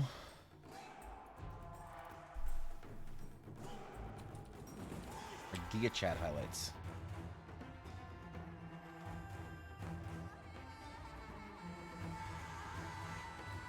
The most dodged highlights anywhere on Twitch. Every other Twitch artist is highlighting sans dodge. They're actually good. Nah, man, you want shortcuts? That's right, EBA stream. They won't make you a better artist, but they might make your talent bigger.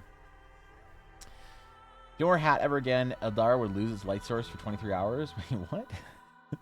What? I'm confused. Necromancers are cool? Yeah. I don't mind them. They're good. Why the sudden love of necromancers? Watch, what's going on? Me encountering Evan on the street and just stumbling upon him without realizing anything. After a while, hear him say blurting insulting words behind my back about me being some edgy nerd and shit, and realizing, turning around, screaming, "Evan, 'tis you!" And I see him running away as he was recognized. And eldritch beings, beings lose their powers outside of their home when they're recognized against their will. Cat, I don't even know what you look like. How am I gonna talk shit about you? What do you mean? It's not like you stream, Cat. It's not like you're recording your lectures and putting them on YouTube. What's that like, I wonder, as a streamer? Like, you have this, like, big chat, people you know, they're like, you know, all your friends, basically. And you don't know what any of them look like, but then you go to, like, a convention or something, and some bro's just like, "Oh, man, what's up, dude?" And you're like, hey, person? And they're like, "Oh, man, it's me, Taco Chief 420 from chat." And you're like, "Yo, Pog, what's going on, Taco Chief 420? I wonder if there's an account on Twitch called Taco Chief 420. And if they are, someone gift him a sub. I'll do it.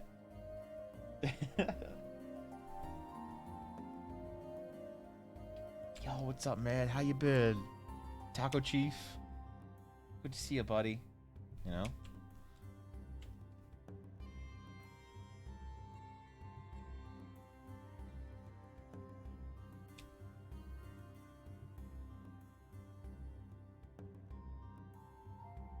Every time I met a streamer, like, IRL, they've been really cool, though. Though I've only met streamers at events where streamers are, like, expecting to be recognized. Right? I have seen some streamers in Disney World or Disneyland when we were there for BlizzCon. But I never bother them. I never like him like, "Yo, man, can I get a picture?" You know. But at BlizzCon, it's a little bit different. Because you're walking around the convention center. You kind of know what you're doing. Right? The nicest person nicest streamer I ever met was probably Adept. Her and XQC were walking around, and she was super nice. And Ella was like, "Can I have a picture, Adept? Is that okay?" Told her we watched her stream all the time together. And for some reason, she was like baffled that, like, you know, that a couple would watch her stream together. She said it was the cutest thing she'd ever heard.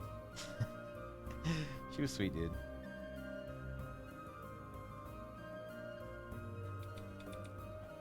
I'd love to meet her again and be like, "Yo, Pog, dude. You maybe want to stream." Maybe I'll do, like, art for streamers. Other big streamers that are like, I'm fans of. It's not fun.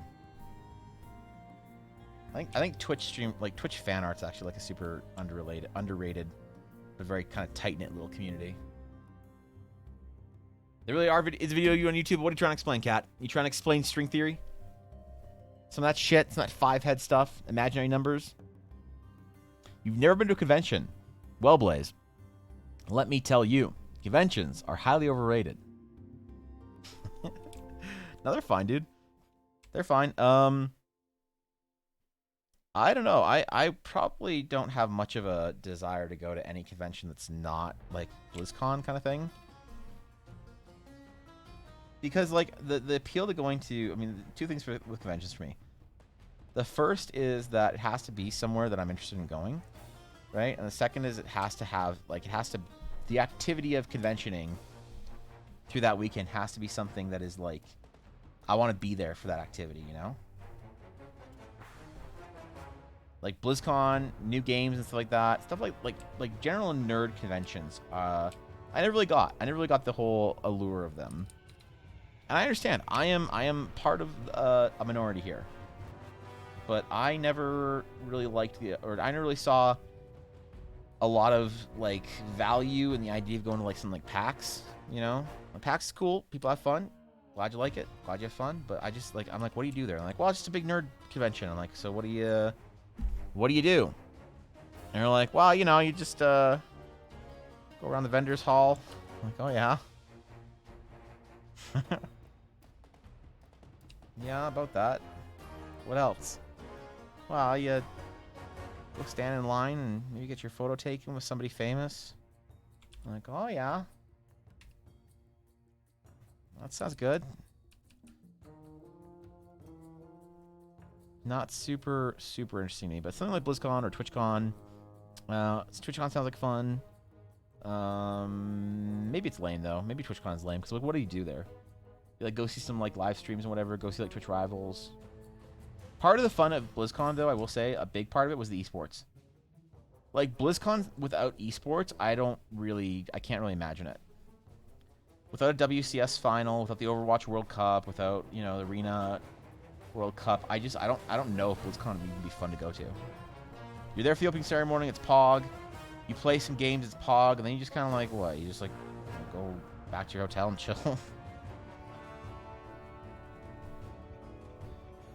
Without esports, the Restless Scourge would be an even greater threat. Control must be maintained.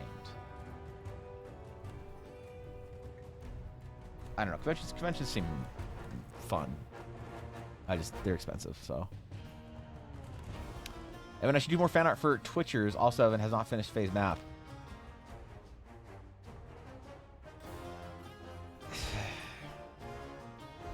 Look, man. I got a lot of shit to do. And Phase Map is like a big project. That her chat has that I have allowed myself to be bullied into. But like it is seriously at the bottom of my barrel. Like I will get to it 100%. But like for real, I got so many things to do for people. Like I can't even overwhelmed, it like doesn't even begin to describe what this last year has felt like. That I'm just like so not worried about Phase Map. Like obviously I want to, you know, obviously she's a friend. I want to get something for her that she's like happy with, and she wanted me to do it, and then her chat like bullied me into it, and it was a meme and whatever, and it's fine. And I said, yeah, sure, if I have time I can do it. And for some reason it turned into this giant fucking meme where everyone's just like, lol, where's Phase Map? And it's like, oh, I don't know, man. I get like at least probably 4 to 5 commission requests a week. And I have to keep telling people I'm like, you know, booked and shit. And then it's like, lol, where's Phase Map, Evan? And it's like, man, I'm not even thinking about it right now. When I talk about fan art and stuff for other Twitchers, I mean like of them or their characters from a game or whatever. Like, you know, if you really like an RP or whatever, draw their character for them or something. That's the kind of stuff I was talking about. Maps are like fun, but it's not exactly fan arty, you know?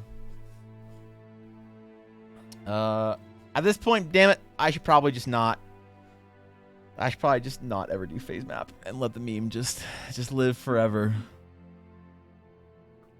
There was an online conference in Sydney, and I was asked if I wanted to talk about stuff. And then after, they asked me if they could upload to YouTube. I talked about some shit about doing category theory. I still need to finish that. That's pretty good, dude. That's pretty cool. Ever Monster Sims 2, DLC of all Sims 2. Damn, dude. I never played The Sims. Do you have a roadmap for things you want to do with timetables? Yes. The problem though, Kat, is that not so if you're an artist, the idea of I think like artist block is kind of like a luxury, you know? Like sometimes I get people telling me about their art struggles when we're talking about art. And like that's an important thing to talk about, right? But a lot of times the art struggle of like artist block is like kind of a luxury. Like any of my friends who are in the industry, they never talk about artist block because it like kind of doesn't exist. It's like, yeah, if you have artist block, you're probably like you're getting paid to not have artist block. That's what you're that's what you're getting paid to do. That's why you work for the big company and do the big thing. And so I really think that like a lot of people kind of overvalue the kind of the creative atmosphere, and like they're like, oh, I'm not in the mood to make art. You know, it's kind of like, okay, well, whatever. But literally for me, sometimes I literally need to walk away from a project for a while, and it's hard to sometimes come back to it Like, sometimes if somebody's like, hey, man, why don't you do a painting? I'm like, cool.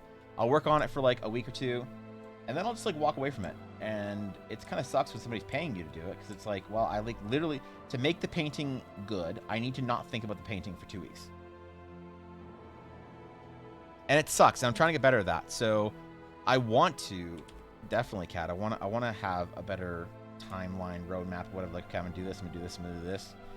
But it also is kind of woven in with, like, well, I'm not good enough to do a lot of this stuff, right? Like, a year ago, I said I wanted to do a painting for Cobalt. As a thank you, you know, he was giving me a lot of help as a mod. He'd hit Alexandrite, and I was like, I got to do something nice for this guy. So I have to do a painting for him. And then at one point in time, I was like, I'm not good enough to do this painting. I realized that. I'm not good enough to do this painting.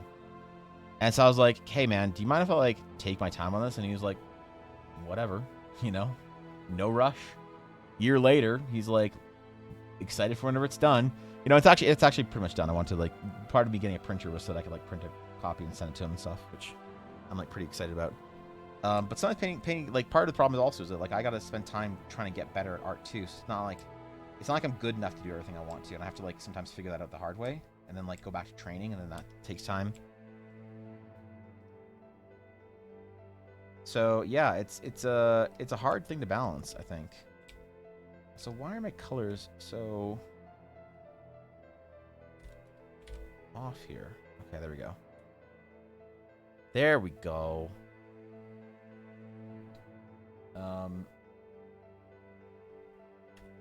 There's also just, like, a lot of stuff I'm really excited about that I want to, like, do, you know?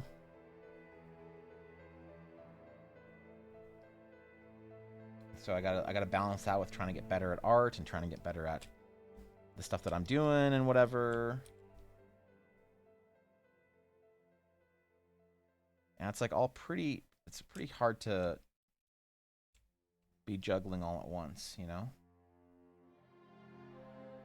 But, like, I'm in a very unique opportunity, a very unique position where you guys literally say, hey, go do your thing, man. You know, here's a sub, and I'm not expecting you to work on any one project or whatever. So I feel like I got to work more and longer hours because of that, so that I can sort of live up to that, you know? And I really don't mind that. It gives me a lot of motivation to work hard.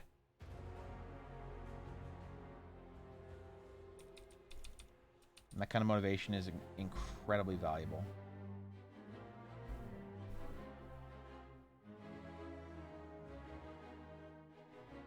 Okay.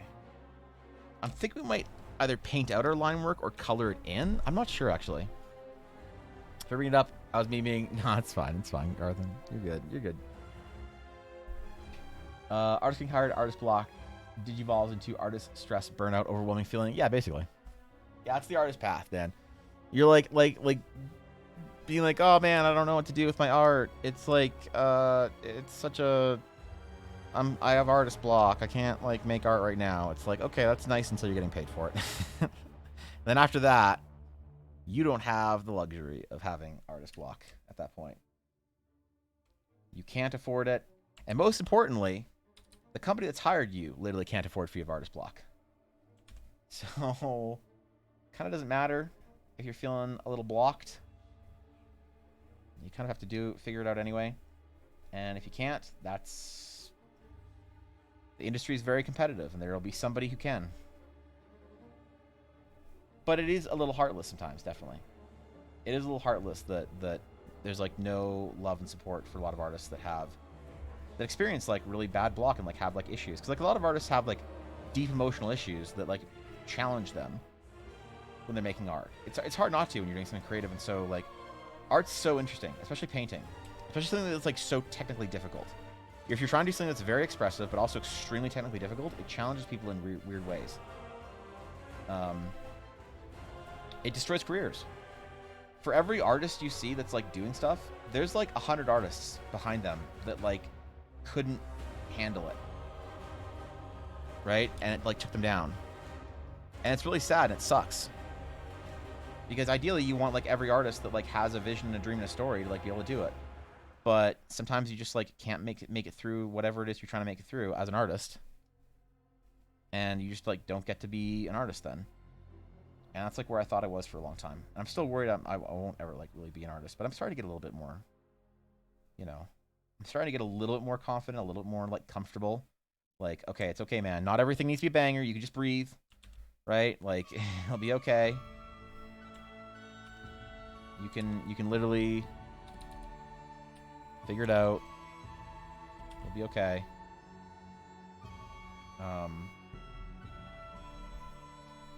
And yeah, that's valuable, dude. It's valuable having that sense of security and like, okay, one way or another we will figure this out, right? Okay, that looks really bad. I gotta figure something out with these. Maybe like going... Ooh, that's maybe too much. That's kind of cool. That's kind of a cool effect. I don't want that, but that's kind of a cool effect. So it is hard to like make a content schedule, roadmap, whatever for myself, where it's like, okay, I can't count on myself to be able to do anything on any certain like timeline, right? And then I gotta like, you know, I gotta make cool shit while I'm doing it. I gotta have stuff ready for stream every day. I gotta have projects that are like worthwhile. Especially that's why one of the reasons why I'm feeling like I need to get the Astral Sage and stuff done is because I want to have stuff that we can play with and actually like use in our D&D games, because I feel like it's been a long time that everybody's been supporting, and we haven't really gotten anything out of it as a community. It's like nobody's like playing with Eldar and stuff, and so I worry sometimes that it's like the support that was given to me over the last 2 years. I want to show you guys that that's actually translated into something more than just tokens, right? Something more than just like, here's a token pack this month, guys. Dude, Glowy Viking, thanks for the follow. Appreciate it, my friend. I appreciate you. Thank you. Hope you enjoy your stay. Hope you're having a banger of a day, you know, and all that. Knowing someone requires 50 hours of work, just planning an hour a day or an hour a week, that project, so that you'll slowly tackle the big amount of things you have to do, and writing down, you spend more time than planned, or those 50 planned hours. Does this explain whatever I mean? Kind of. The problem is, Kat, it's like you can't really spend for me, I can't really spend an hour on a big painting, right? It's like you need time to get into the mindset. So think of it more like you have to budget like a 6-hour block for it, you know? Like it's kind of, I don't know. For my workflow anyway, as an artist, I can't just be like, okay, I have a painting, I'm gonna work on it for an hour every single day, and then eventually it'll get done. It's like, okay, I have a painting, and I'm gonna, you know, agonize about it, and then I'll finally be able to find time for it, and then I'll, you know, throw a brick of time at it, and hopefully it'll work for a couple of hours, and hopefully we got somewhere. No, we didn't. We just spent time learning. Okay, that's fine too. But it's not like I can then count on that time being, like, I can't count on it being finished at any given time. I have to just like sort of, that's like honestly the hardest thing with the Patreon is like making sure there's work ready every single month. But it's good. It's not a lack of a skill that I'm making an excuse for. It's definitely an inadequacy of mine. It's not something that should be excused. It's not like every once in a while you need an Adam Duff type video to be like, hey man, it's okay, you're doing your best, whatever. But for me, sometimes you also need to be like, no, you're garbage, you need to work harder. You know, this is what it means to be a professional. People would give anything to be able to stream and make art and build a world as their career. Like, it doesn't matter if you're feeling like shit today. You get up, you fucking work. You don't deserve like to sit and just chill and be like, I'll work when I want. You know, that's what you get when you do that. And I'm talking to myself here. What you get when you do that, Evan, is you get a shitty, meaningless existence where you're depressed all the time and you remember what that feels like. But I try not to get too far away from that feeling, right? Because 2 or 3 years ago, I was like, I would do anything to get out of this like rut. So now it's like when I'm feeling tired or whatever, I don't want to work. It's like, you know, you remember what it's like. Maybe the problem is that you forget, right? We love how the leather hilt turned out. Thank you, Guapo. Agonize about it, feels more close to it. Something you can only do by recording what you did during the day. You can't plan at the moment. Yeah, it's hard. I don't know, Kat. There's probably a better way to do it. Like Adam Duff talks about how he has like a block of like 4 hours a day or something. He like teaches for 3 hours. Then he has a 2-hour lunch break. Then he teaches another 3 hours. Then I think he has like another 2 hours or whatever at the end of the day. So he has only like 4 hours to make paintings and whatever. And he like has to figure out his time and all that, and it's like really admirable. And artists have to do that, and for me, it's like a really hard thing to do. And it's not something that I can excuse. It's not me succeeding as an artist. This is me failing horribly as an artist by not being able to just like sit down and work on something for an hour, okay, and like be able to like produce something at the end of that. This is something I am trying to get better at. That I am intentionally and trying to, you know, become a better artist, right? But it's just a struggle. And like you know, you guys don't follow me because I'm some master artist doing master stuff. The point of my channel has always been like, I'm going on an artistic journey, and you guys can come along, and hopefully it should be fun. We should have some laughs along the way. But this is one of those things that I'm just like hoping to grow from or grow with. You know, we metal arm for the first time, learning a ton. Metal's tough. It's very tough, Guapo. Yeah, I had a rough time with it over the last couple years. Hey, Sweet Troll, I noticed this stream last night, and me and my girlfriend, that's right, and that's right, not my GF. I screw grammar. Yeah, okay, I get what you're trying to say. So I wanted to show it to you. Dude, I appreciate that. Viking, I appreciate that. I hope you and, you know, you and yours are having a fantastic day. Just chilling, relaxing. Thanks for stopping by. Appreciate it. You got alcohol, so you're good? All right, perfect. I kept forgetting St. Patrick's Day, man. I kept forgetting. All right. But you know what? We learn, we get better, we try and improve. And I will keep grinding. I'll keep trying. I'll keep pushing. Try and be a better artist. Let's be someone who's deserving and worthy of the sport. You know? And hopefully one day, I'll be good enough.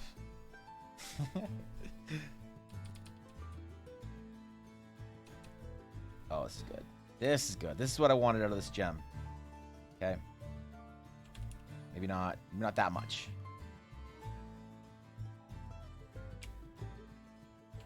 Maybe that's too much. Too much glow. There we go. So what we're going to do is we're going to add little specks of stardust into the gem. And we're going to also add some astral runes into it.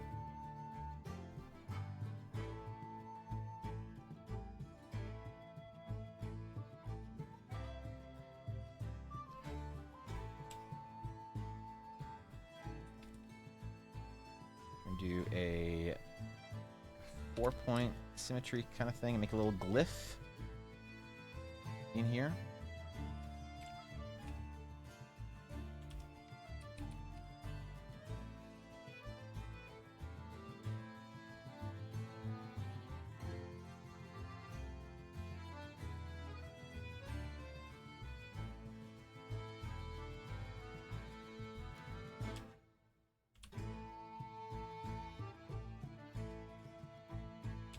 That doesn't work. That's fine. We'll just go over the gold again. No big deal.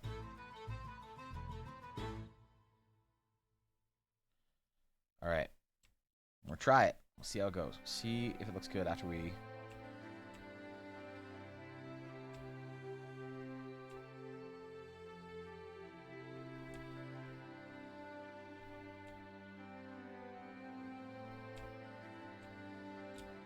Okay. How does that look? What do we think about that? Is that a glowy enough astral gem? Is it glowy enough and astral enough? You should wait, Evan. One day, Sanderson won't be the only one getting tons of money from Kickstarter for his world building. I don't know, man. I think about like what I could do with that kind of budget.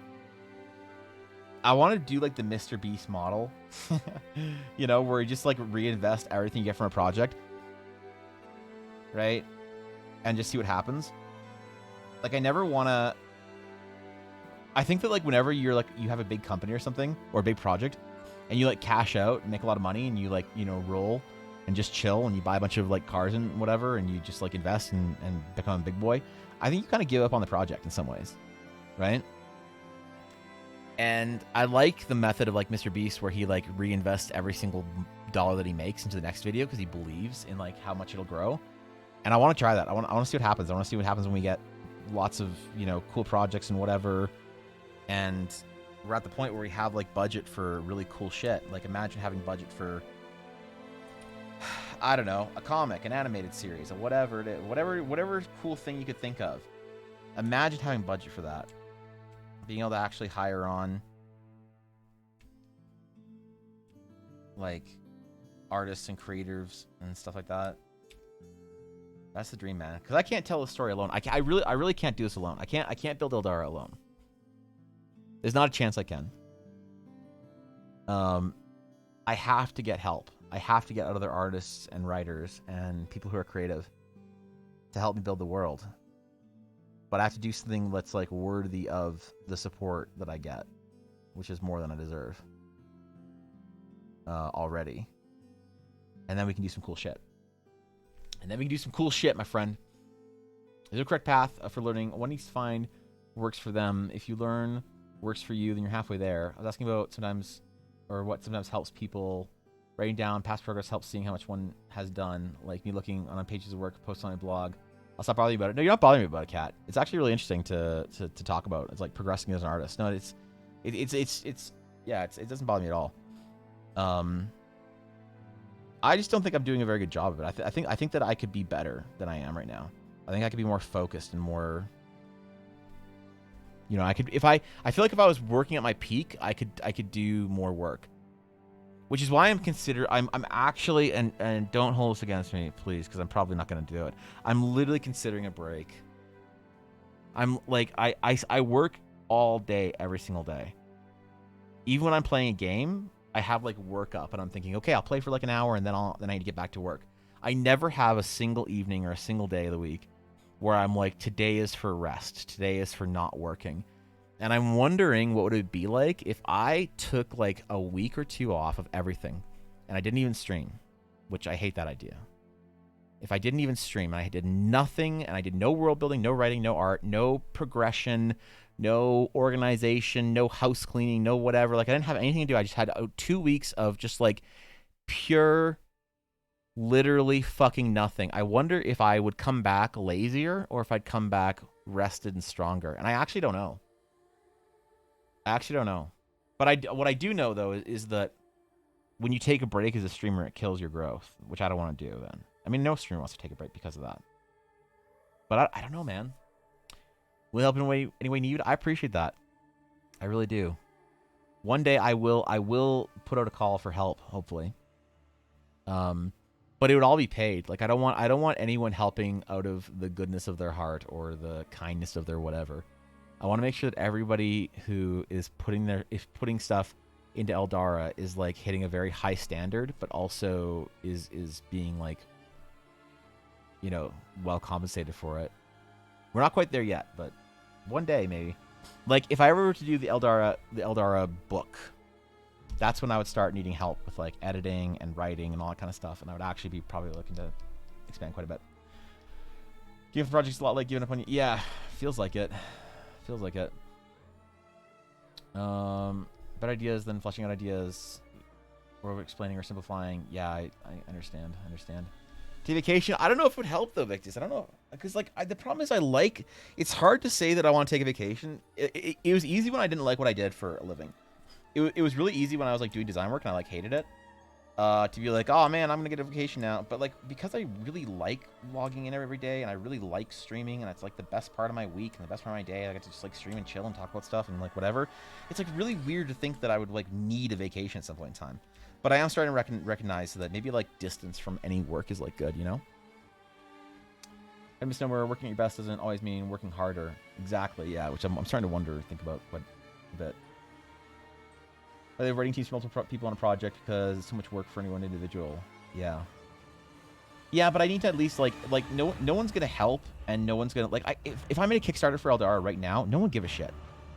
You know, no one would literally no one would give a shit because like there's nothing there yet. So I think I need to like make the initial investment of like time and energy to make sure that this world is like cool enough that people want to play D&D in it.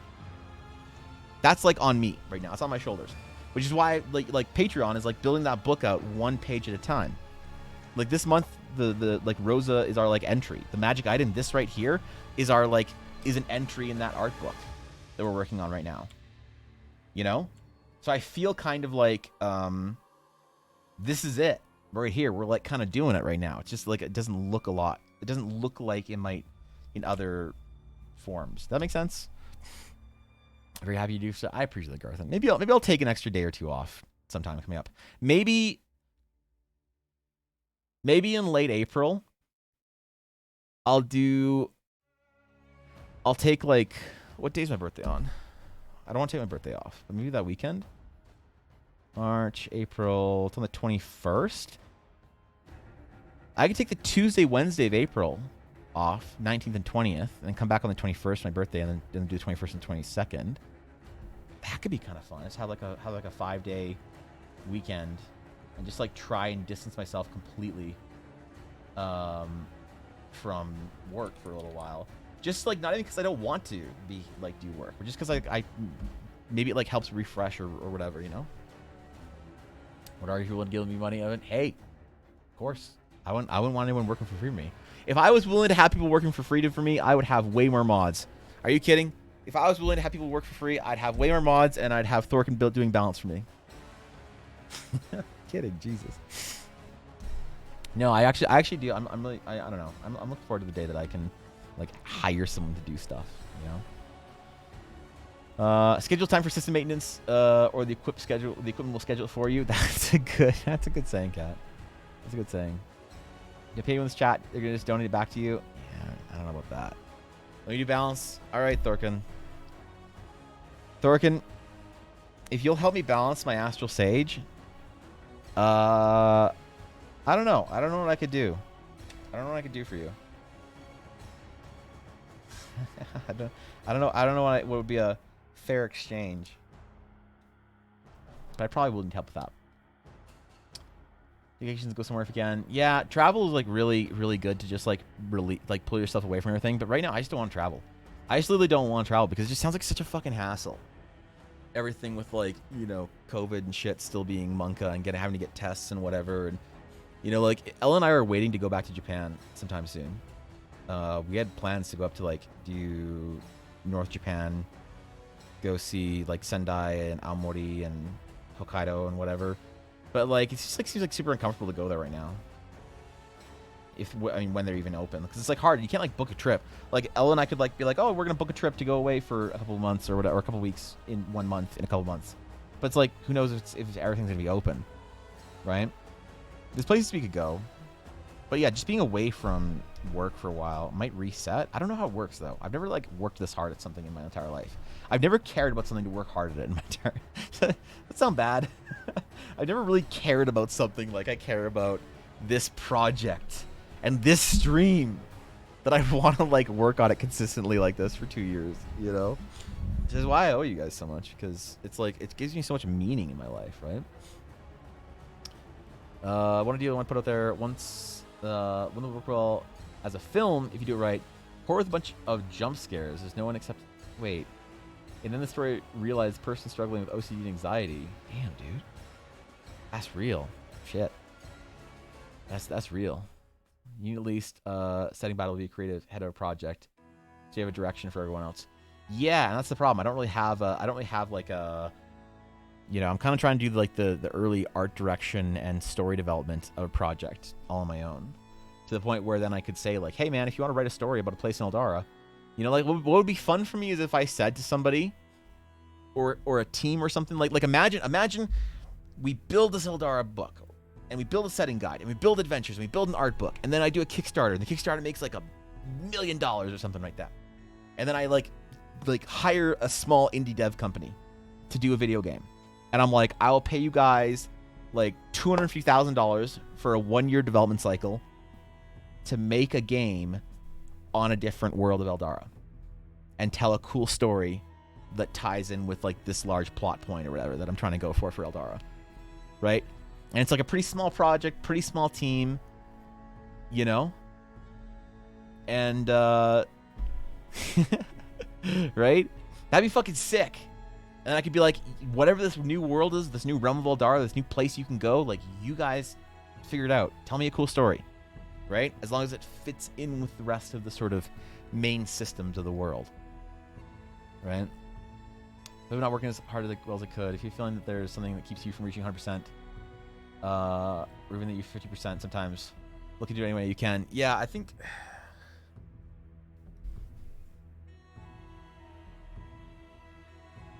Yeah.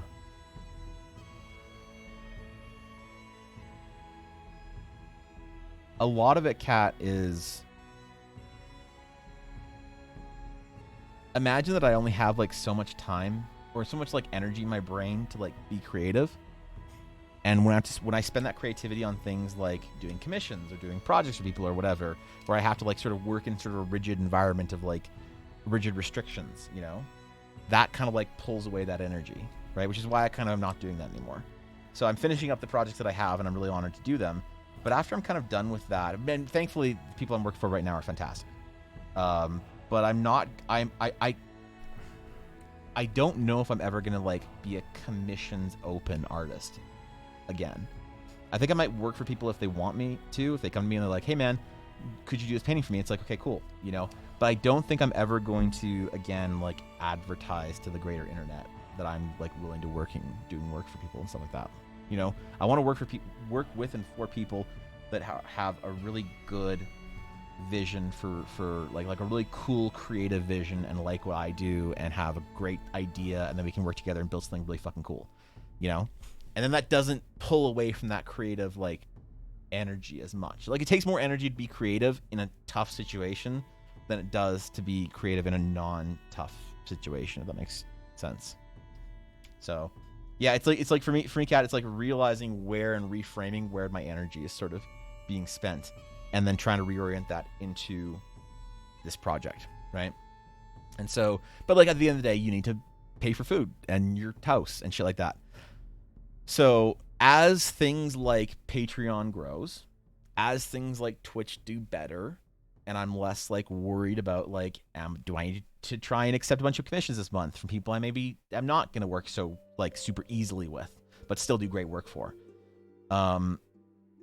As that is less of an issue, then I can put more into this and I can actually build it, which is why I'm trying to, like, work so hard right now to be able to keep one project up while doing the other at the best level I can.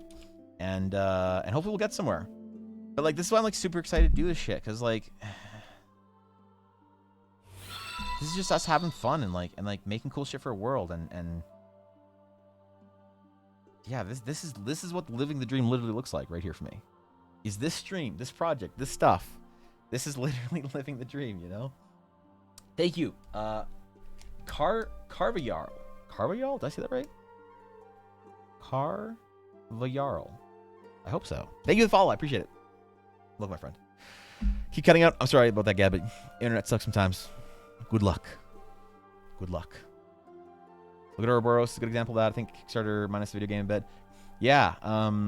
Ouroboros is cool. I fucked up with Ouroboros. I did not back it. I wanted to. Chris Metzen was one of the biggest inspirations for me wanting to get into world building and, like, bigger project planning. Chris Metzen is literally still one of my heroes. He's right up there with, like, George Lucas and Tolkien and all these guys. And I was like, oh, I'm gonna buy the biggest, fanciest Kickstarter package. And then I didn't, because I thought that the Kickstarter was gonna go on for a while longer. And I was, like, saving for the big package, and then I didn't get it. And I was super fucking bummed about it. And then I found out they had a post-Kickstarter event where you could still pledge. But I found out about it after it closed. I wanted it so bad. It's like the guy that I looked up to growing up as a great world builder in fantasy was making a D&D setting. He was doing what I'm doing. I wanted it so bad, dude. I wanted to get in there so bad, but I don't know. It's fine. I'll get the regular whatever stuff. I don't need any of the Pepega fancy fucking collector's edition vintage dice tray, dice box, cat cam, 7 billion whatever. Like, I didn't need any of that stuff. So it's fine. I'll still be able to enjoy the project. I'll do all that. But yeah, okay. It is 2, and we didn't get this done, which sucks. So I really wanted to finish this painting on stream.